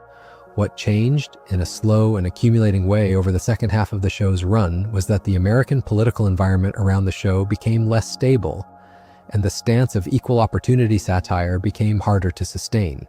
As specific political figures became more polarizing and as American media in general became more sorted along ideological lines, the question of how to satirize a particular politician without being read as endorsing the other side became sharper. The show's relationship with this dynamic has been the subject of a great deal of discussion in entertainment journalism over the years. The show, by most accounts, has continued to try to maintain its nonpartisan stance, but it has at the same time admitted, in interviews and within the show itself, that the environment in which that stance can be received as nonpartisan has shrunk. In the show's later seasons, particularly during the long political cycles that followed 2016, the show experimented with various different approaches to the question of how to deal with a specific American politician whose name we are not going to repeat here, but whose figure became, for several seasons, almost impossible to ignore. The show wrote that politician into early seasons of its post-2016 run. The show wrote him out of subsequent seasons. The show has explicitly said in interviews that it found the politician difficult to satirize on the grounds that the figure himself was already operating at a kind of intensity that left little room for parody to add to. That admission, the admission that a specific real living politician was so beyond satire that the show could not effectively work with him, was itself an unusual moment in the show's history. The show was, in a small way, conceding that there was a kind of figure that did not fit inside its usual satirical vocabulary. That concession is, in its own way, a form of self-censorship, although not the kind that gets called by that name in most coverage. The question of how to handle the figure of a sitting or recent American president in a long-running satirical show is a complicated one for any program, and for South Park it has, at various points, been the source of behind-the-scenes negotiations that the audience has only partly been told about. The show has, by various reports, occasionally pulled jokes that name specific, real political figures in ways that the show's legal team determined were too risky to keep in the broadcast. The exact details of those decisions, like most of the network's internal decisions, are not the kind of thing that gets reported in the trade press. They show up later, occasionally in interviews. They show up in the difference between the script that was supposedly written and the version that actually aired. They show up in the small absences that careful viewers occasionally notice in the way a particular real figure is or is not present in a particular episode. The show is, in every interview the writers give about it, willing to discuss the broader principle. It is rarely willing to discuss the specific cases on the reasonable grounds that doing so would damage the trust that the show has built with the network over the years. In 2020, the show entered another kind of environment, one that no satirical show anywhere in the world was prepared for. The arrival of a global pandemic in the spring of that year reshaped everything about American media production, including the way the show was made. The show's standard production model, in which the writers and animators worked together intensively in a single facility for the week leading up to each broadcast, became logistically impossible in the early months of the pandemic. The show's normal season schedule was disrupted, and the show responded in the fall of 2020 with a special hour-long broadcast that came to be known as the Pandemic Special. It was the first of what would, over the next few years, become a small set of special-length episodes that aired outside the show's normal season structure. The Pandemic Special, which broadcast in September of 2020, took aim at almost every part of the American pandemic experience. It satirized mass culture. It satirized lockdown policy. It satirized police misconduct. It satirized vaccine politics. It satirized the larger sense that American institutions were not handling the moment well. The episode was, in its scope, more ambitious than most weekly South Park episodes, and the production of it, under pandemic working conditions, was, by every account, a genuinely difficult logistical achievement. What the Pandemic Special is most useful for in the censorship war we are walking through is that it shows what the show's relationship with the network looked like in a period when the news environment was so intense that almost any joke could end up being read as a statement on a hot-button issue. The show, by all accounts, made the special with a high degree of internal review. The network was nervous about how some of the political content would be received. The show, in its later commentary about the episode, has described the period as one of the most carefully reviewed in its history, with the network conducting extensive last-minute notes on specific jokes that the Standards and Practices Department was concerned about. The episode aired in the form the show wanted it to air, but the negotiation behind it, the long set of conversations between the writers and the network's reviewers, was, by Trey Parker and Matt Stone's later account, more intense than the negotiation around most regular episodes. The pandemic specials that followed, in the months after the original pandemic special, continued the same dynamic. Each one was the subject of careful internal review. Each one tried, in its own way, to make sense of a moment that was, in real time, refusing to settle into a stable comic frame. And each one represented a kind of test of the show's ability to keep doing what it had always done, which was to be topical about the most charged news of the moment without being captured by any one side of the political environment around that news. The show, in those years, mostly succeeded at that. The specials remain available. They have, on the whole, not been the subject of any major censorship action, but the audience watching them, knowing now what we know about the level of internal negotiation that went into each of them, can see, in retrospect, that the show was operating in a particularly delicate environment, and that the freedom to make those specials in the form they took was the result of an unusual level of trust that the show had built up with its network over more than 20 years. That trust, the trust between the writers and the network, is in many ways the central asset that the show has accumulated over its long run. It is the thing that has allowed Trey Parker and Matt Stone to keep doing the kind of comedy they want to do, even in periods when the larger media environment around them has been moving in a more cautious direction.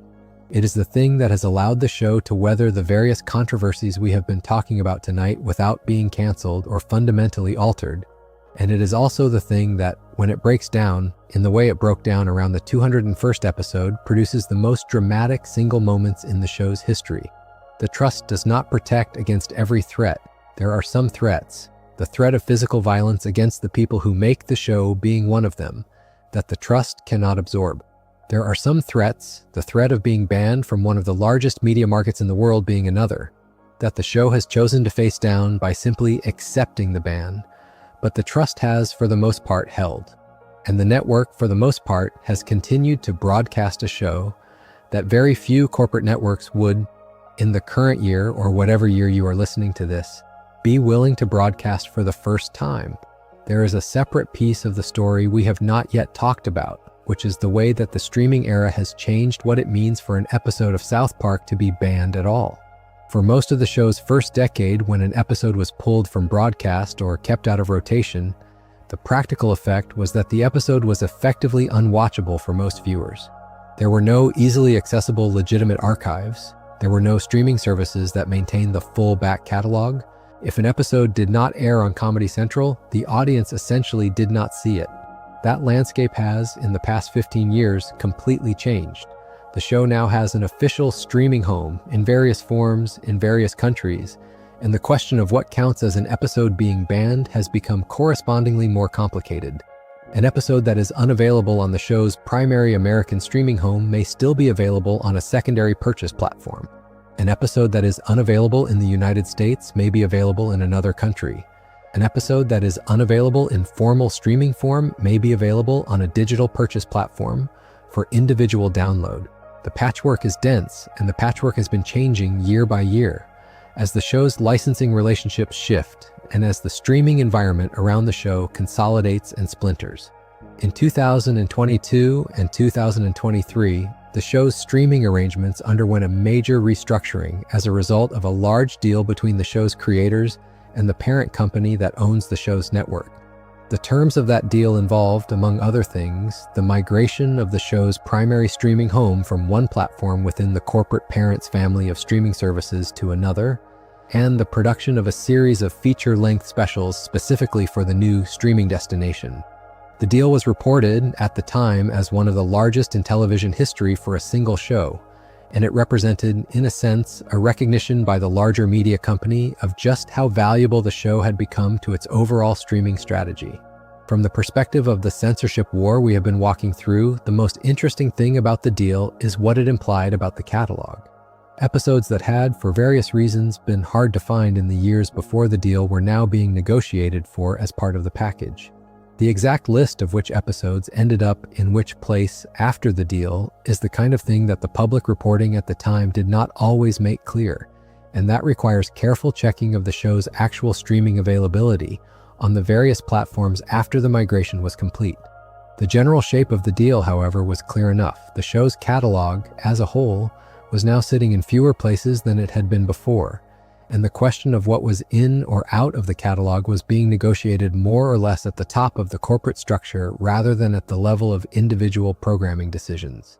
For an ordinary viewer, the practical effect of all this corporate restructuring has been that the answer to the question of whether a given South Park episode is available depends, in any given month, on which platform you subscribe to and which country you are in. The most prominent episodes of the show, the ones that are most often quoted and most often referenced, are generally available everywhere that streams the show at all. The mid-range episodes, the ones that are part of the show's reputation but are not the absolute peaks, are sometimes available and sometimes not, depending on the platform. The episodes that are most often described in fan communities as the show's banned episodes, the 200th and 201st being the most prominent examples, have remained unavailable on the show's primary American streaming home for most of the years since the original broadcast, and have only intermittently appeared on the secondary platforms. The Super Best Friends episode has had a similarly uneven history. The Bloody Mary episode, after its initial quiet period of unavailability in the mid-2000s, returned to general availability and has, for the most part, remained available. The Cartoon Wars episodes have remained available. The Trapped in the Closet episode has remained available, with the brief disruption in 2006 being the only formal interruption in its rotation. The cumulative effect of all this for the viewer trying to watch the show in order is that the catalog has a small number of holes in it that are sometimes filled, sometimes not, depending on the moment. A viewer sitting down today to watch every episode in order will find most of them where they are supposed to be, and a small handful that are not. The viewer in 2015 would have found a slightly different list. The viewer in 2010, the year of the 201st broadcast, would have found yet another list. The show's catalog, as the audience experiences it, is not a single fixed object. It is a moving one that shifts as the corporate, legal, and political environment around the show shifts. That is, in a way, the underlying truth of the censorship war we have been walking through. The bans are not, for the most part, dramatic single events. They are the accumulated background condition of trying to keep a long-running satirical show available across many platforms, in many countries, over many decades. The work of being South Park in this environment is not just the work of making the episodes. It is the work of keeping the episodes accessible, in the right form, in the right places, against a continuous low-level pressure from every direction. It is worth ending the body of this with one specific story that has not yet come up, because it captures something important about how the show's relationship with the world has changed in the last few years. The story involves a particular celebrity who was depicted in a recent South Park special in a way that the celebrity, by his own public statements, did not appreciate. The episode in question was one of the streaming-era specials, made for the show's new streaming home as part of the post-deal arrangement. The episode included an extended satirical sequence about the celebrity's career, his public persona, and the network of business interests he was associated with. The celebrity responded on his own broadcast platform with a long series of comments expressing his displeasure with the show and with the way he had been depicted. The exchange became briefly a small news story, the kind of thing that lives for a few days in entertainment journalism and then fades. What was interesting about it in the context of the larger censorship war was not the celebrity's reaction itself, but the absence of any consequential censorship action that followed. The episode was not pulled, the show did not apologize, the streaming platform did not alter the episode. The celebrity moved on, the show moved on. And the moment passed, almost as if to demonstrate that the kind of pressure that, 20 years earlier, had been capable of pulling a rerun off the air, was, by the time of this incident, no longer powerful enough to do so. Whether that is because the show has accumulated enough leverage to resist that kind of pressure, or because the corporate environment around the show has changed in ways that make celebrity displeasure less of a practical threat, is a question that the public reporting on the moment did not really answer. But the moment itself was, in a small way, a marker of how the censorship landscape has shifted. That shifting landscape is, finally, what the censorship war is about. It is not, in any easy way, a story of the show against the world. It is a story of the show inside a continuously changing media environment, navigating a continuously changing set of pressures, with a continuously changing set of tools available to it on both sides. The show, in its current form, is not the show it was in 1997. The network is not the network it was. The legal regime is not the legal regime. The political environment is not the political environment. The streaming environment is not the streaming environment.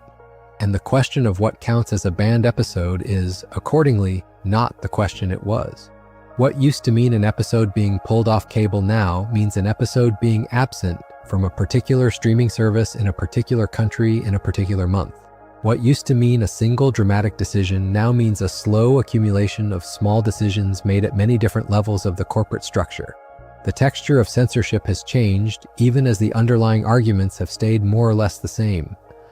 The arguments themselves, the ones that the show's writers have been making in interviews and in episodes for nearly 30 years, are by now familiar to anyone who has paid attention to American satirical television. The argument that satire only works if it is allowed to target everyone, that the moment you exclude one group, you have effectively given that group a veto over the rest of your work, that the right response to threats is not compliance but the same comedy made louder, that the network that protects its writers is the network that gets to make interesting comedy in the long run. Trey Parker and Matt Stone have made all of these arguments in many forms many times. They have made them in interviews, they have made them in episodes, they have made them in commentary tracks, they have made them in the act of making the show itself. The arguments have not changed much.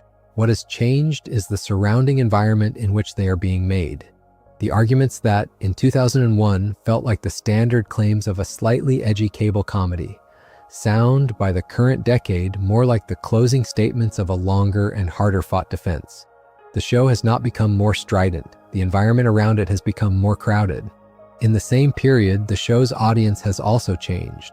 The viewers who watched the first episodes of South Park in 1997 are now, in many cases, parents of viewers of their own.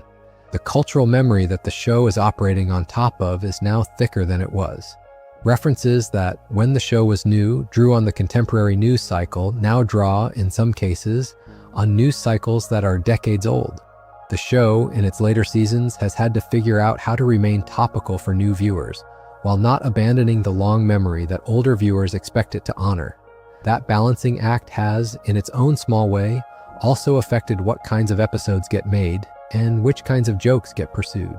An episode that explicitly satirizes a contemporary event has a different censorship profile in many of the categories we have walked through than an episode that revisits a familiar character in a new situation. The show's writers, by their own account, have continued to do both, but the proportions have shifted, and the long-term censorship implications of that shift are something the show has had to manage carefully. There is one more piece of the modern story that is worth naming. In the years since the streaming deal, the show has experimented with episodes that, in various ways, comment on the production of the show itself. Episodes that are, in part, about what it is like to make South Park in the current environment. Episodes that are about the difficulty of finding new material in a media landscape that has changed enormously since the show's debut. Episodes that are about the question of how to keep a long-running satirical program relevant in an era when the audience for traditional television is fragmenting. Some of those episodes have been described by reviewers as the most self-aware moments in the show's long run. Others have been described as the most exhausted. The interpretation of how these recent episodes fit into the show's larger arc is the kind of question on which reasonable viewers disagree, and the show itself has, in interviews, allowed for both readings. What is clear, regardless of interpretation, is that the question of how to keep making South Park, week after week and year after year, has become one of the show's own continuing subjects. The censorship war, in its modern form, is partly a war about whether the show can keep being made at all in a media environment that no longer rewards the same kinds of risk that the show was built to take. It is worth, before we close, looking at the specific mechanics of how an episode of South Park goes from idea to broadcast, because the mechanics themselves tell you a great deal about how censorship operates inside the show. In the show's documentary about its own production, Trey Parker and Matt Stone walk the audience through the working week of an episode. The week begins, in the standard version, on a Thursday or Friday after the previous episode has aired. By the following Wednesday, the episode is being finalized for broadcast. In between those points, the writers move through a sequence of rooms and conference calls in which the script is broken, the animation is begun, the voice acting is recorded, The music is laid in, and the final cut is delivered. The show's production model is, by the standards of American animated television, almost violently compressed. Other animated shows are made on schedules that allow for months or even years of refinement. South Park is made on a schedule that often allows for hours of refinement, with the writers literally rewriting jokes the night before the episode is supposed to air. The censorship review in this model has to fit into the same compressed timeline. The standards and practices department at the network has to look at the episode while it is still being made. The legal department has to look at the episode at roughly the same time. The corporate review at the network's parent has to be on standby for any episode that is judged to be at risk. And the writers themselves sitting in Los Angeles have to incorporate whatever notes come back, often in real time, often in conflict with their original plans for the episode. The result is that the kinds of censorship discussions that, on other shows, take weeks or months, often happen in the space of a single afternoon in the South Park production cycle. That compression has a particular effect on what kinds of jokes survive. The jokes that the writers care most about, the ones they are willing to fight for in the room, tend to survive even when the standards and practices department raises a concern. The jokes that the writers are not willing to defend at the same level of intensity because they are not the heart of the episode tend to be quietly cut or rewritten without much resistance. The episode that finally airs in any given week is therefore not the episode that was originally conceived. It is the episode that has been negotiated in real time through that compressed review process. And the negotiation is, in many ways, where the actual censorship of the show happens. What this means for anyone trying to understand the show's relationship with its network is that the major public confrontations, like the 201st episode, are the visible tip of a much larger iceberg of routine internal negotiation. The visible confrontations are rare. The routine internal negotiation is constant. Most weeks, it does not break out into anything the audience would notice. Some weeks, it does. The pattern across the show's run, from the very first season to the most recent special, is that the negotiation continues week after week, and that the version of the show the audience sees is the cumulative result of all of those small adjustments. South Park, in this sense, is not the show that Trey Parker and Matt Stone would make in a world without a network. It is the show that they make inside the negotiation with a network.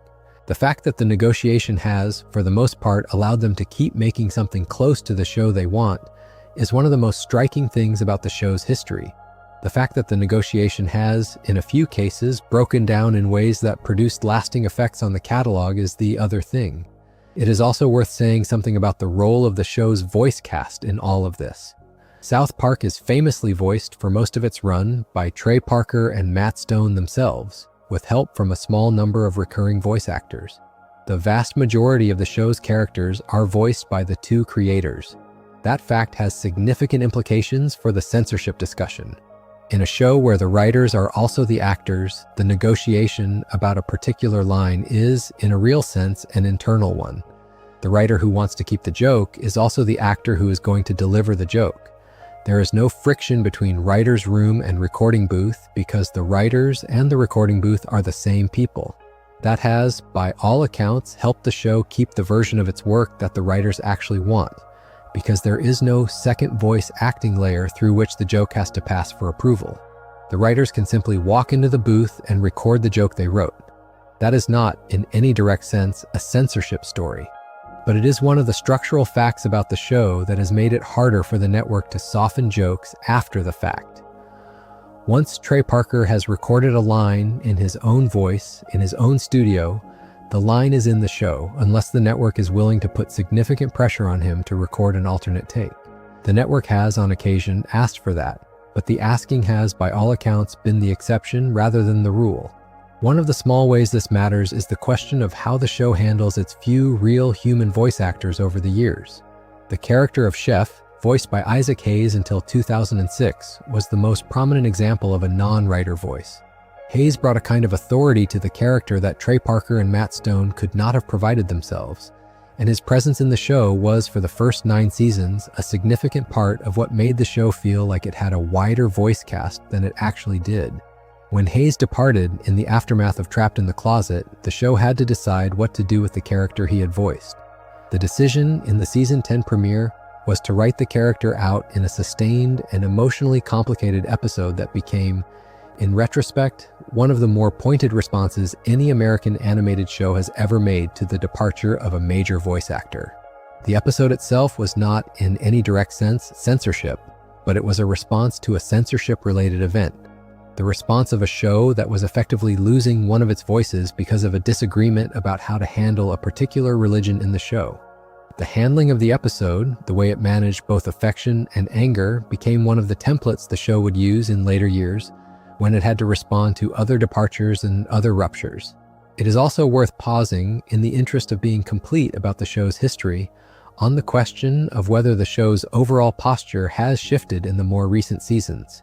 The reasonable critic could argue, looking at the back catalog as a whole, that the most provocative material in the show is concentrated in particular periods, and that the more recent seasons have, in some ways, drawn back from the kinds of fights that define the show's middle years. The show would, in this reading, have moved into a different phase, one in which the focus is less on the loud public confrontations and more on the slow accumulation of jokes about media, technology, corporate consolidation, and the texture of American life.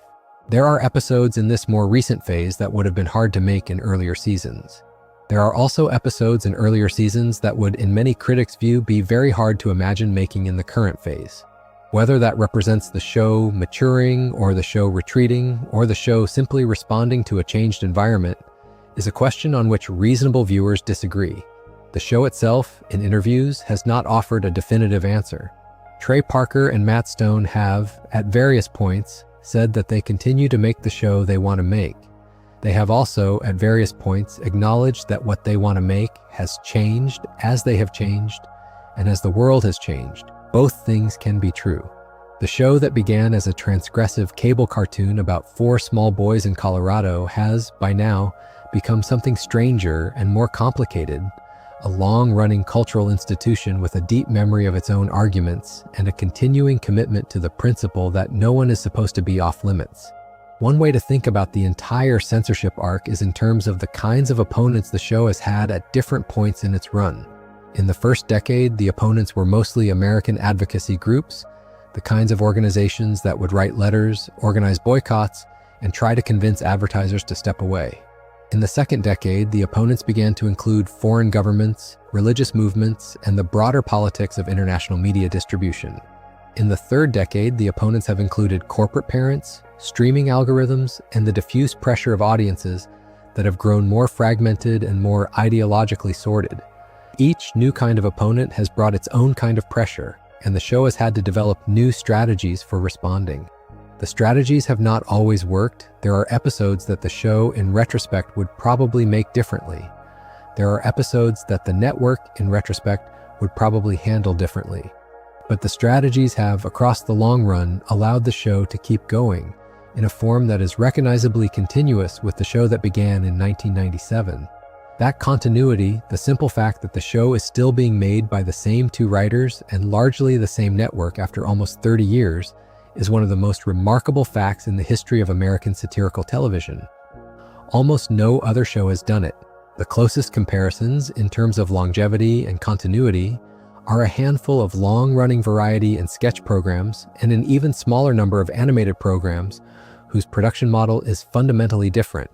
South Park, as an institution, has outlasted multiple network presidents, multiple corporate owners, multiple changes in the broader media landscape, and the show has done it by being willing to fight, week after week, the kind of small internal negotiations that we have been talking about tonight. There are a few more specific cases that deserve mention before we move toward the close because they round out the picture in useful ways.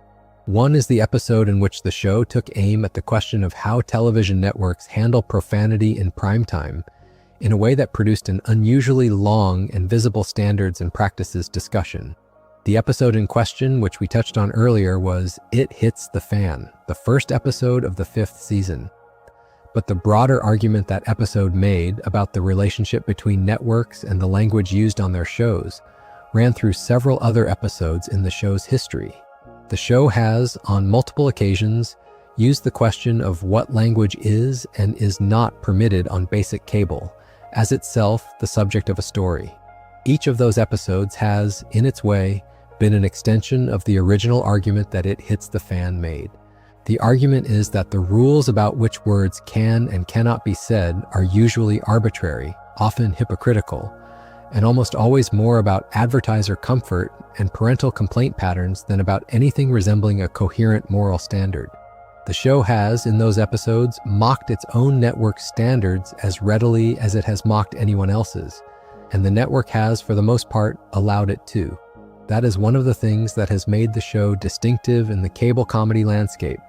Another specific case that is worth naming, even briefly, is the way the show has handled the question of physical disability and the use of the word that, for a long stretch of American media history, was a casual descriptor, and that has more recently been understood as offensive in most contexts. The show has had a recurring character since its second season who uses a wheelchair and who is one of the show's more developed supporting characters. The character has been the subject of multiple episodes that deal with disability directly. Some of those episodes have used the word in question, some of them have not. The show's writers have, in interviews, discussed the question of how the language they grew up with has shifted, and the question of how a long-running show is supposed to handle a vocabulary that no longer fits its current moment. The episodes themselves are, in the main, still available, although some platforms have placed advisory notices on some of them, and some international broadcasters have made small edits to specific lines. None of these decisions have risen to the level of a public confrontation. They are, again, the small accumulating decisions of how a show navigates a moving cultural landscape. A related set of decisions has surrounded the show's treatment of mental illness and the use of language associated with mental illness. The show has done episodes that include characters who are presented, in the world of the show, as having particular psychiatric conditions. The show has also, at various points, used clinical language as a punchline in ways that, by current standards, would be more carefully framed. Some of those episodes have, in the streaming era, received small edits or content warnings, depending on the platform. The exact pattern of which platform handles which episode in which way is, again, more variable than most viewers realize. The general direction across the streaming era has been toward more advisory framing and more contextual warnings, with relatively few outright removals. The episodes are, for the most part, still there. The framing around them has changed. In a similar register, the show has had a continuing complicated relationship with the depiction of bodies and of body image. There are episodes that deal directly with eating disorders, episodes that deal with body modification, episodes that deal with the cosmetic surgery industry, episodes that deal with the larger culture around health and weight in the United States. Most of these episodes have aired without significant censorship intervention. Some of them have been the subject of advocacy group letters and standards and practices discussions, particularly around the question of how the show handles the depiction of eating disorders in characters who are children. The negotiation around these episodes has, by the writer's own account, sometimes been quite intense. The negotiation has rarely produced public confrontations, but it has, in a small way, shaped what the episodes look like when they air. The line, in this category as in every other, has not been static. It has moved as the broader cultural conversation has moved, and the show has, for the most part, moved with it. The same can be said of the show's depiction of recent waves in American politics that have, in different ways, drawn from its own back catalog. There have been moments in the show's later seasons when references to or echoes of earlier episodes have been used to make sense of current political phenomena. Some of those moments have been read as the show defending its own legacy. Others have been read as the show distancing itself from particular earlier choices. The show's writers have, in interviews, generally declined to draw a sharp line between these readings. They have instead treated the question of how the back catalog interacts with the current moment as another live question that the show is continuing to work through. That is, in many ways, the most honest position a long-running show can take. It is also one of the positions that makes the show, in the censorship discussion, more interesting to look at than a show that simply pretends its past does not exist. There is also, woven through all of this, the question of who actually watches South Park and how that audience has changed over time. The show was, in its first season, one of the most watched programs on basic cable, with weekly viewership numbers that, by the standards of the late 1990s, were enormous. The show is, today, a very different kind of cultural object. The weekly broadcast no longer drives the audience the way it used to. The episodes are watched, in many cases, after they air, on a streaming service or a digital purchase platform. The clips circulate, sometimes for weeks, on social platforms that did not exist when the show was new. The cumulative audience for any given episode across all of these channels is often much larger than the initial broadcast number, but the timing of when those viewers see the episode is much more spread out. The censorship implications of that spread are interesting. An episode that, in the broadcast era, would either air or not air on a given Wednesday is, in the streaming era, a more ambiguous object. It can be released, then quietly pulled, then partly returned, then renegotiated for a different territory, all without any single moment that the audience would experience as a ban. The episode is just, in any given month, more or less available depending on where you are sitting. That is not, in the strict sense, censorship, but it is the modern form of what censorship has become. One of the questions the show itself has gone back to in recent seasons is whether the act of making the show is still as transgressive as it once was. The argument the show has implicitly made in some of its self-referential moments is that the cultural environment around it has, in some ways, caught up.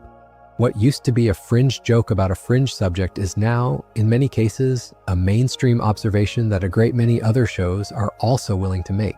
What used to feel like the only voice in the room saying a particular thing now feels like one voice among many. The show, by some readings, has been gradually absorbed into the very cultural mainstream that it was once parodying. By other readings, the show has continued to operate as the same kind of outlier it always was, in an environment that has moved around it. The truth, as usual, is probably somewhere in between. The show is, in many ways, more institutional than it was. The show is, in many ways, still doing the same things it has always done.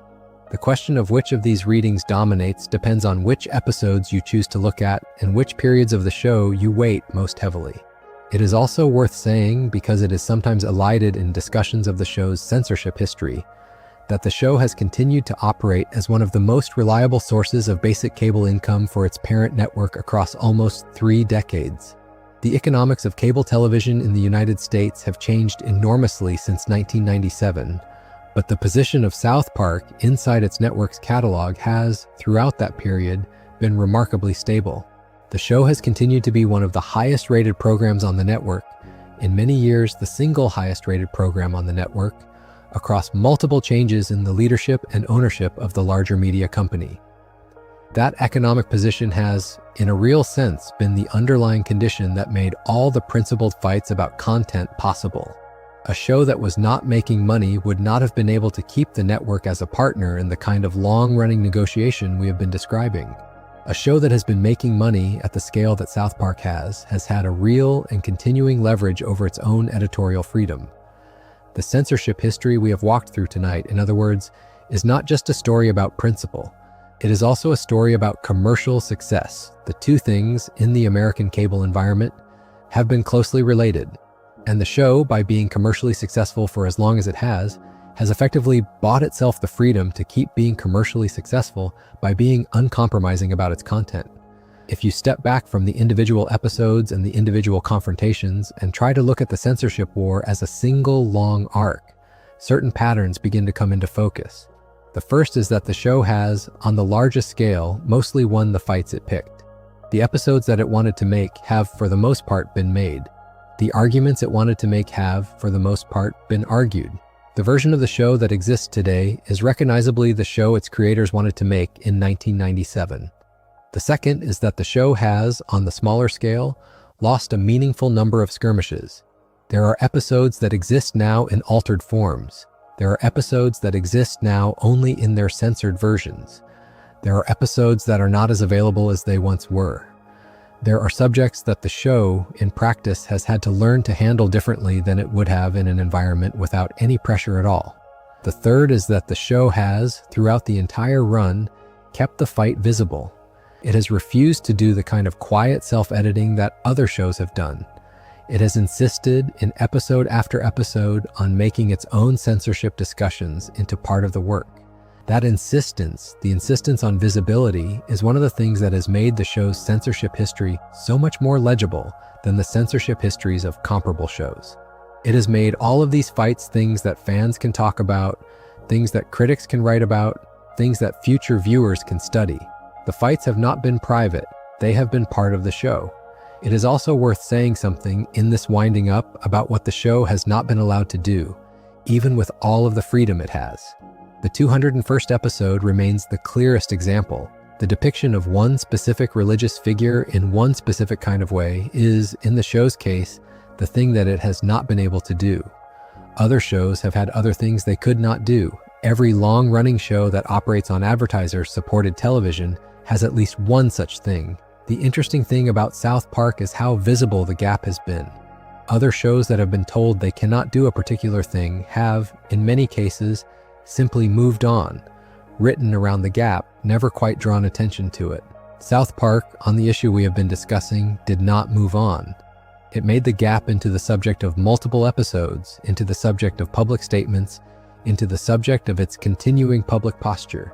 The gap is still there. The show has not been allowed to close it. But the gap is, at this point, almost as much a part of the show's identity as the things the show has been allowed to do. The audience knows about the gap. The critics know about the gap. The fact of the gap has shaped how the rest of the show's content is read. And that, in its own way, is a kind of victory, even though it is the victory of a fighter who lost the most important round. A final pattern is the relationship between the show and the broader media culture around it. The show has, across its run, sometimes led the culture and sometimes followed it. It led the culture in the loosening of profanity restrictions on basic cable. It led the culture in the willingness to satirize specific name celebrities in extended ways. It led the culture in the use of topical animation to respond to news events in real time. It followed the culture, in a quieter way, in the shift toward more careful handling of certain kinds of language. It followed the culture, in a quieter way, in the shift toward more careful framing of certain kinds of subjects. The show has not been static. It has not been the same show every year. It has adjusted in small and accumulating ways to the shifts in the larger environment around it. That is, in some readings, one of the reasons the show has survived as long as it has. The shows that have not survived have, in many cases, been the shows that either refused to adjust at all, or that adjusted so much that they lost what made them distinctive in the first place. South Park has managed, by most accounts, to stay close enough to its original posture to remain recognizable, while moving enough with the times to remain viable. That, in the end, is the lesson of the censorship war. It is not a war that gets won by any single decision. It is a war that gets fought, week after week, in the small spaces between writers and networks and advertisers and advocacy groups and foreign governments and corporate parents and streaming platforms and audience expectations. It is a war that depends, in any given year, on the patience of all of the parties involved and on the willingness of the show's creators to keep showing up week after week to fight the next small fight. It is also a war that, like most wars, is partly about principle and partly about money and partly about luck. The show has been principled. The show has made money. The show has, at several critical moments, been lucky. The combination has produced one of the longest-running primetime animated satires in American television history, and a censorship history as detailed and as documented as that of any comparable program in the country. It is worth, before drawing toward the close, returning to a handful of specific episodes that we have either mentioned only in passing or that deserve another moment of attention. The first is an episode in the show's 12th season called Major Boobage, which aired in March of 2008. The episode satirized the perceived moral panic around the recreational misuse of household substances by American teenagers. The plot of the episode followed the boys as they investigated a particular practice that, in the world of the show, was being treated by adults as a serious public health crisis. The episode used animation that paid homage to a particular adult-oriented animated film from the late 1970s. The reason the episode matters in the censorship discussion is that the network was, by various reports at the time, unusually nervous about whether the episode would be read as encouraging the very practice it was satirizing. Standards and practices reportedly raised the question of whether the satirical framing was clear enough that no reasonable viewer would be inspired to actually try the practice.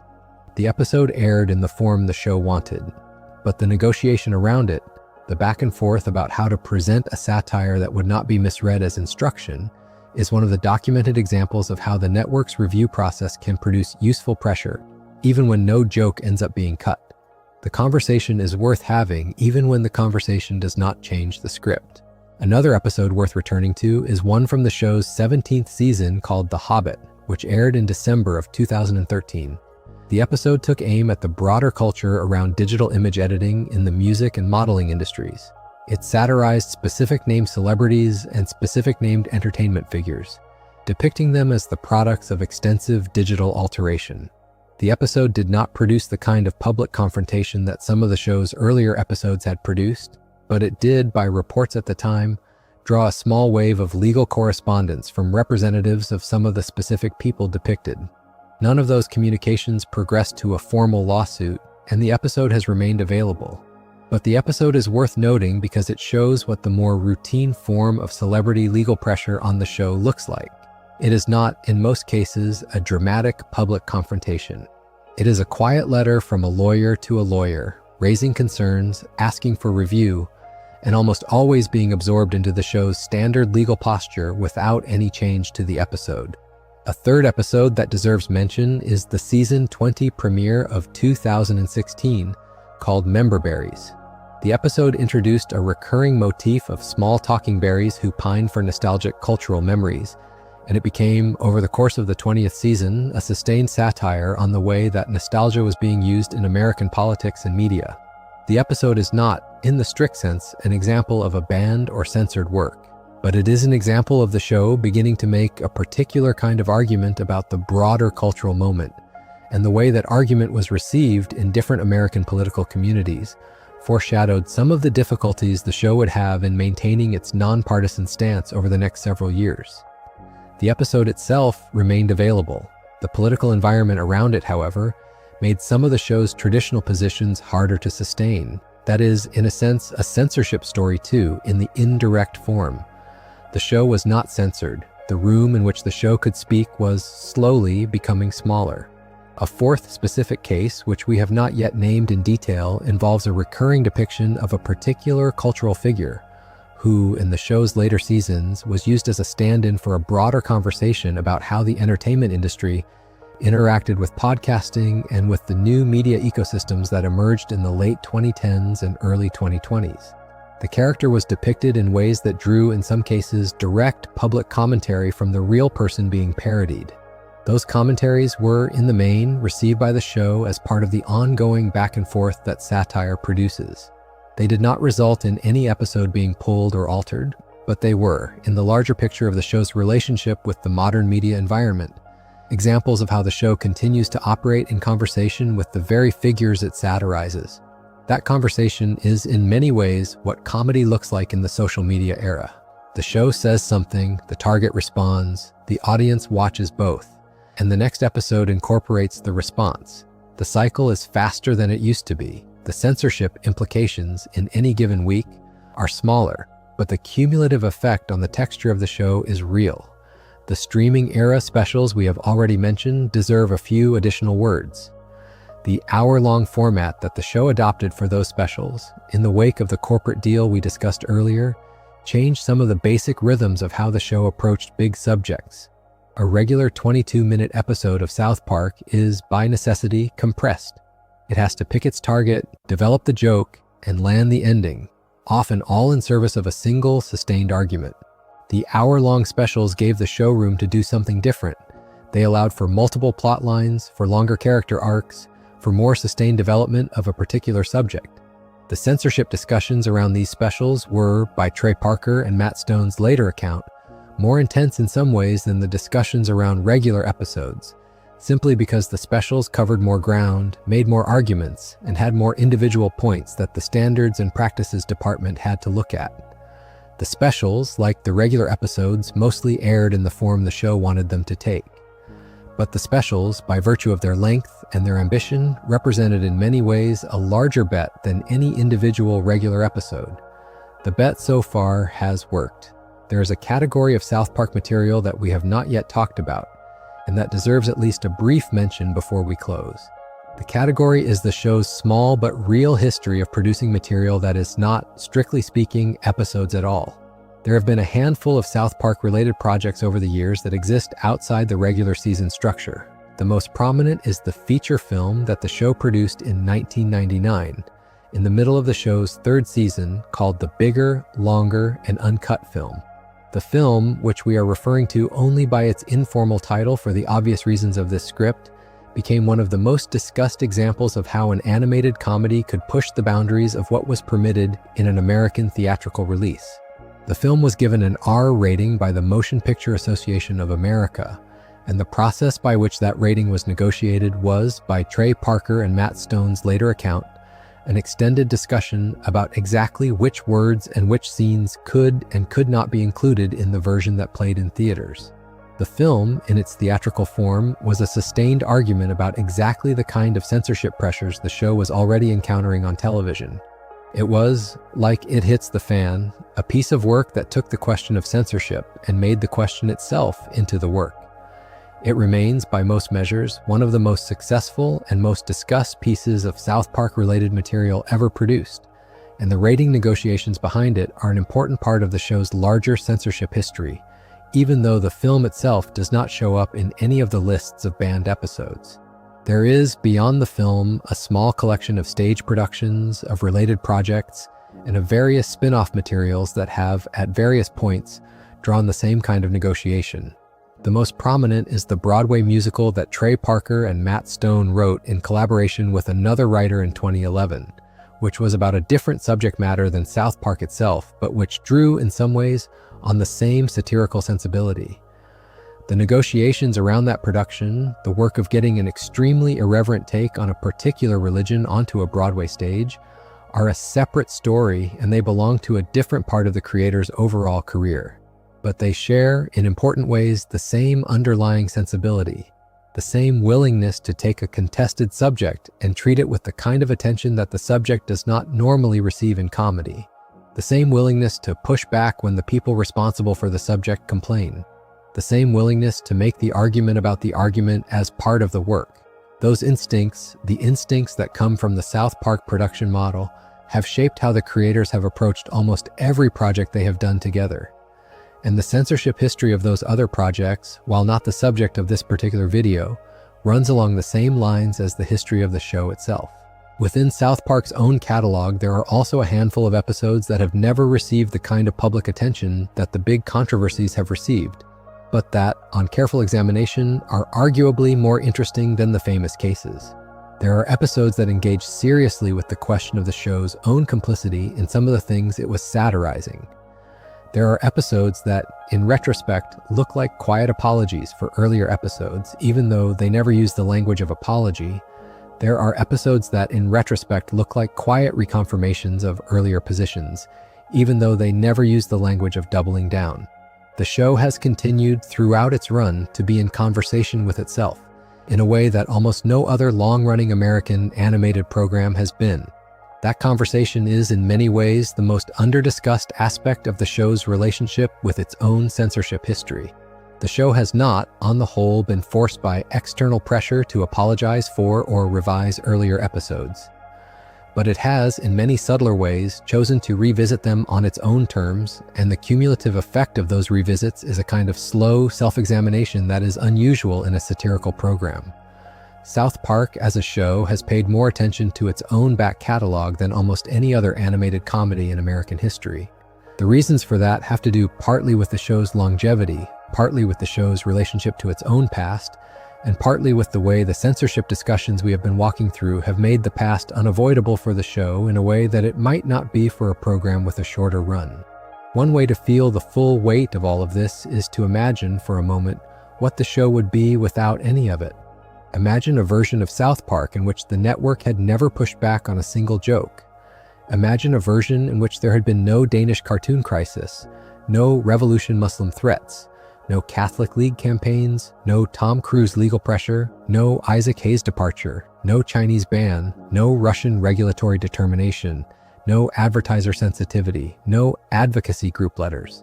Imagine a version of the show that had been allowed, for nearly 30 years, to do absolutely anything its writers wanted to do. What would that show look like? Would it look better or worse than the show we actually got? Would it be funnier? Would it be braver? Would it be more honest? Or would it, in the absence of any external pressure to define itself against, have drifted into something less coherent than what we have now? These are not easy questions, and they are not questions that have a clear answer. But the fact that we can even ask them is one of the things that makes the show's censorship history interesting. The show that exists is the show that has been made under the conditions we have walked through tonight. Another show, made under different conditions, would have been a different thing. Whether better or worse, who can say? But not the same. It is one of the underrated effects of constraint on a creative project that the constraints, more than the freedoms, are often what give the project its character. The most permissive environment is not always the most creative one.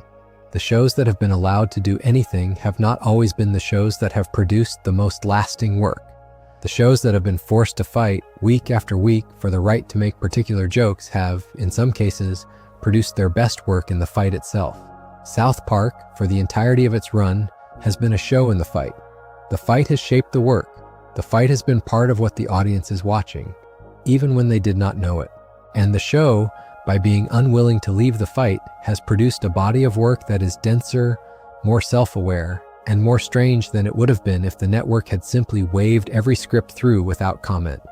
There is one final piece of the picture that we have not yet named directly, but that has been running underneath the entire essay tonight. It is the question of what censorship even means in a media environment in which any individual viewer can find almost any piece of content if they look hard enough. The bans that we have been describing, the pulled episodes, the unavailable streaming options, the missing entries from the show's official catalog are real in the formal sense. They affect what most viewers will easily encounter, but they do not, in any complete sense, prevent the determined viewer from finding the content. The episodes that have been pulled exist somewhere. The cuts that were never aired exist in some form. The lines that the network refused to broadcast were spoken, often in other formats by the writers themselves at other times. The strict line between what has been censored and what has been freely available, which used to be sharp in the broadcast era, is blurry in the streaming era and almost gone in the social era. That has changed what censorship is. As a practical matter, it has changed what it means for a network to refuse to air an episode. It has changed what it means for a show to be banned in a country. It has not eliminated those things. They are still meaningful, but they are meaningful in a different way than they were when South Park began. And the show, in its more recent self-referential episodes, has occasionally noticed this change, in the way that the show notices most changes that affect its environment. The fight to keep the show on the air is now also, in part, a fight about what it even means to be on the air. If you have a long memory for the show, you can probably trace the way these arguments have shifted by thinking about how the show has talked about media itself across its run. In the early seasons, media was something that the boys consumed in the form of television and movies and music. In the middle seasons, media became something the boys interacted with in the form of the internet and online video and social platforms. In the later seasons, media has become something the boys produce in the form of streaming projects and content channels and the various small empires that the supporting characters have at various points built around themselves. The show's own evolution in this respect has mirrored the evolution of the larger media environment, and the censorship discussions that surround the show have evolved along with that environment.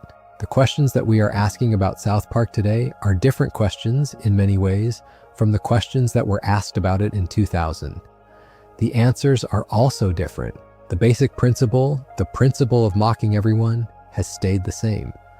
But the texture of how that principle gets implemented in any given week has changed enormously. So as we approach the end of tonight's walk through this material, what should we take away from the long story we have been telling? The first thing is that the show is not a monolith. It is a moving object made up of hundreds of episodes, hundreds of decisions, hundreds of small confrontations. It is easy, when summarizing a show like this, to talk as if South Park has a single voice and a single posture. The truth is that the show has had many voices and many postures, and that the censorship history we have walked through is partly the story of how those voices and postures have changed over time. The second is that the show's creators have been unusually willing, by the standards of American television, to make their own censorship discussions a public matter. That willingness has shaped how we are able to talk about the show now. The third is that the network has, for the most part, allowed the show to keep making the show, in spite of pressure that, at other networks and other moments, would have caused other shows to be quietly altered out of existence. The bargain at the heart of South Park, the bargain we started this whole essay by describing, has held longer than anyone would have predicted in 1997. Whether it will continue to hold is something none of us can know. What we can know is that, for almost 3 decades, 4 small construction paper boys in a small Colorado town have been one of the most reliable American satirical voices on basic cable television. They have offended every group that exists. They have made arguments for and against almost every position.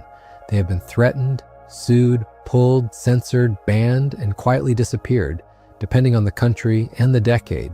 They have come back week after week to make another episode. And the network has, week after week, agreed to broadcast it. The show, considered as a single artifact, is something that probably could not be made today if it did not already exist. The fact that it does exist, in the form it does, is the result of all of the small and large fights we have been walking through.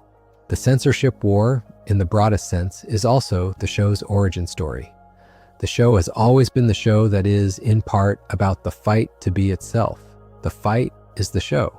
The show is the fight. And that brings us slowly to the end. South Park, at this point in its life, is one of the few shows on American television that has any claim to remember the media environment it was born into. The cable landscape that gave birth to it has shrunk. The basic cable comedy that surrounded it has, for the most part, disappeared. The advertisers, the networks, the syndication arrangements, the very economics of how a show like this gets made have all changed beyond recognition. South Park has lived through all of it. It has lived through multiple United States presidents. It has lived through the rise and fall of multiple media conglomerates. It has lived through the introduction of the internet, the rise of social media, the consolidation of streaming, the fragmentation of audience.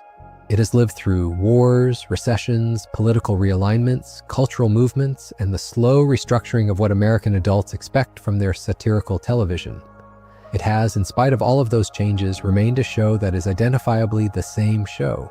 4 small boys in a snowy Colorado town, a construction paper aesthetic, a weekly rhythm, a willingness to mock anything that seems mockable, a refusal, in most cases, to apologize when the mocking lands badly, a continuing, almost stubborn commitment to the bargain that was struck at the very beginning, that the show would say what it wanted to say and the network would let it. If you have made it this far in tonight's video, thank you for keeping us company through all of it. South Park's censorship history is, in many ways, one of the strangest and most documented stories in the recent history of American television. It is a story about religion and politics and commerce and law and the slow accumulation of decisions in many rooms by many people across many decades. It is also, in the end, a story about a single small cartoon made by 2 friends that has somehow continued to be made week after week for longer than almost anyone could have predicted. The bans, the censorships, the threats, the lawsuits, the pulled reruns, the quiet absences from the catalog, the whole long collection of fights we have walked through tonight are not separate from the show. They are part of what the show is. They are part of why the show, when you watch it, feels the way it does. The fact that it is willing to mock anything is, in part, a function of all the times it has refused to stop. The fact that it is sometimes more careful than it used to be is, in part, a function of all the times it has had to weigh the cost. The show, like the people who make it, has accumulated history. The censorship history is one strand of that. The show, in all of its complications, is what that history has made. So as we close out tonight, here on Papertown, what we want to leave you with is something close to wonder at the simple fact that the show is still on the air. That 4 small boys in a small construction paper town, brought into existence almost 30 years ago by 2 friends in Colorado, have continued to be brought back, week after week, despite everything that has been thrown at them. The show has been censored, the show has been threatened, the show has been pulled, the show has been banned, and the show has, in spite of all of that, continued to be made. There is something in that simple fact that feels, especially in the kind of media environment we live in now, almost improbable. A long-running satirical show that has not been silenced, that has not been smoothed over, that has not been broken by any of the pressures we have been describing. It is not a small thing. It is, in some ways, one of the more remarkable continuous projects in the recent history of American popular culture. And whether you love the show or are exhausted by it, whether you find it as funny as you used to or have moved on to other things, the fact that it is still there, still making episodes, still saying the things it wants to say, is itself a kind of testimony to the bargain at the heart of it. The bargain has, against the odds, held. It is easy, when watching a show this long-running, to forget how unlikely the whole arrangement always was. A pair of college friends with no real industry background allowed to make a cartoon series on a cable network that proceeded to test almost every limit of basic cable content over almost 3 decades, while remaining throughout in the hands of those same 2 friends. There is no other arrangement quite like it in American television. Other long-running animated shows have outlived their original creators, or passed through writers' rooms with continuous staff turnover, or relied on production processes very different from the small, intense weeks that South Park has always used. The fact that South Park today is still essentially the project of the same 2 people who started it is itself a small miracle of how American television sometimes works when it works. The fact that those 2 people have, across all of these years, been willing to keep showing up to the fight is the other small miracle. Together, the 2 add up to a show that is, in its very existence, one of the more improbable continuous achievements in recent American comedy. That achievement does not belong only to the show's creators, it also belongs, in a quieter way, to the people who have worked alongside them. The animators who have, week after week, sat in front of computers turning rough sketches into finished episodes on impossibly tight deadlines. The producers who have walked the scripts through the network's review processes. The composers and sound designers who have made the show feel the way it feels. The voice actors who have, in the few cases where they were not Trey Parker or Matt Stone, brought their own dimensions to the characters they played. The standards and practices reviewers who have, in many cases, pushed back productively rather than reflexively, and who have helped make some episodes better, even when their pushback was the source of the writer's frustration. The audience, finally, who have continued to watch the show season after season, often through periods when the larger cable comedy landscape was contracting around it. All of these people are part of why the show has lasted. All of them are, in some indirect sense, part of why the censorship war has gone the way it has.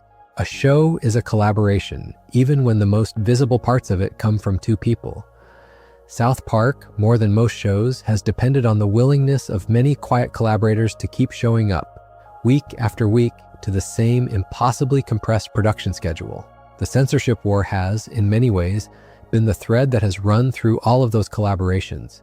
Every person who has worked on the show has, at some point, been part of a decision about a joke. Every person who has worked at the network has, at some point, been part of a decision about a script. Every person who has watched the show has, at some point, been part of the audience that the show was speaking to or testing or provoking. The war, in this sense, is not just between the writers and the network. It is between everyone involved in making and receiving the show. The fights we have walked through tonight are just the most visible parts of a much larger conversation, one that has been going on, in low, quiet ways, for almost 3 decades. The conversation has shaped the show. The conversation has shaped the audience. The conversation has shaped what we now think a satirical television program is supposed to be willing to do. If you have enjoyed walking through all of this with us tonight, here on Papertown, please consider subscribing to the channel so that we can keep making these long, quiet videos on the subjects we love. And if you have a particular show, a particular character, a particular topic that you would like to hear us cover next, please let us know in the comments. We read all of them. We use them to plan future episodes. We are always grateful for the suggestions. So good night and sleep well. If you enjoyed the video, make sure to subscribe and I'll see you in the next one.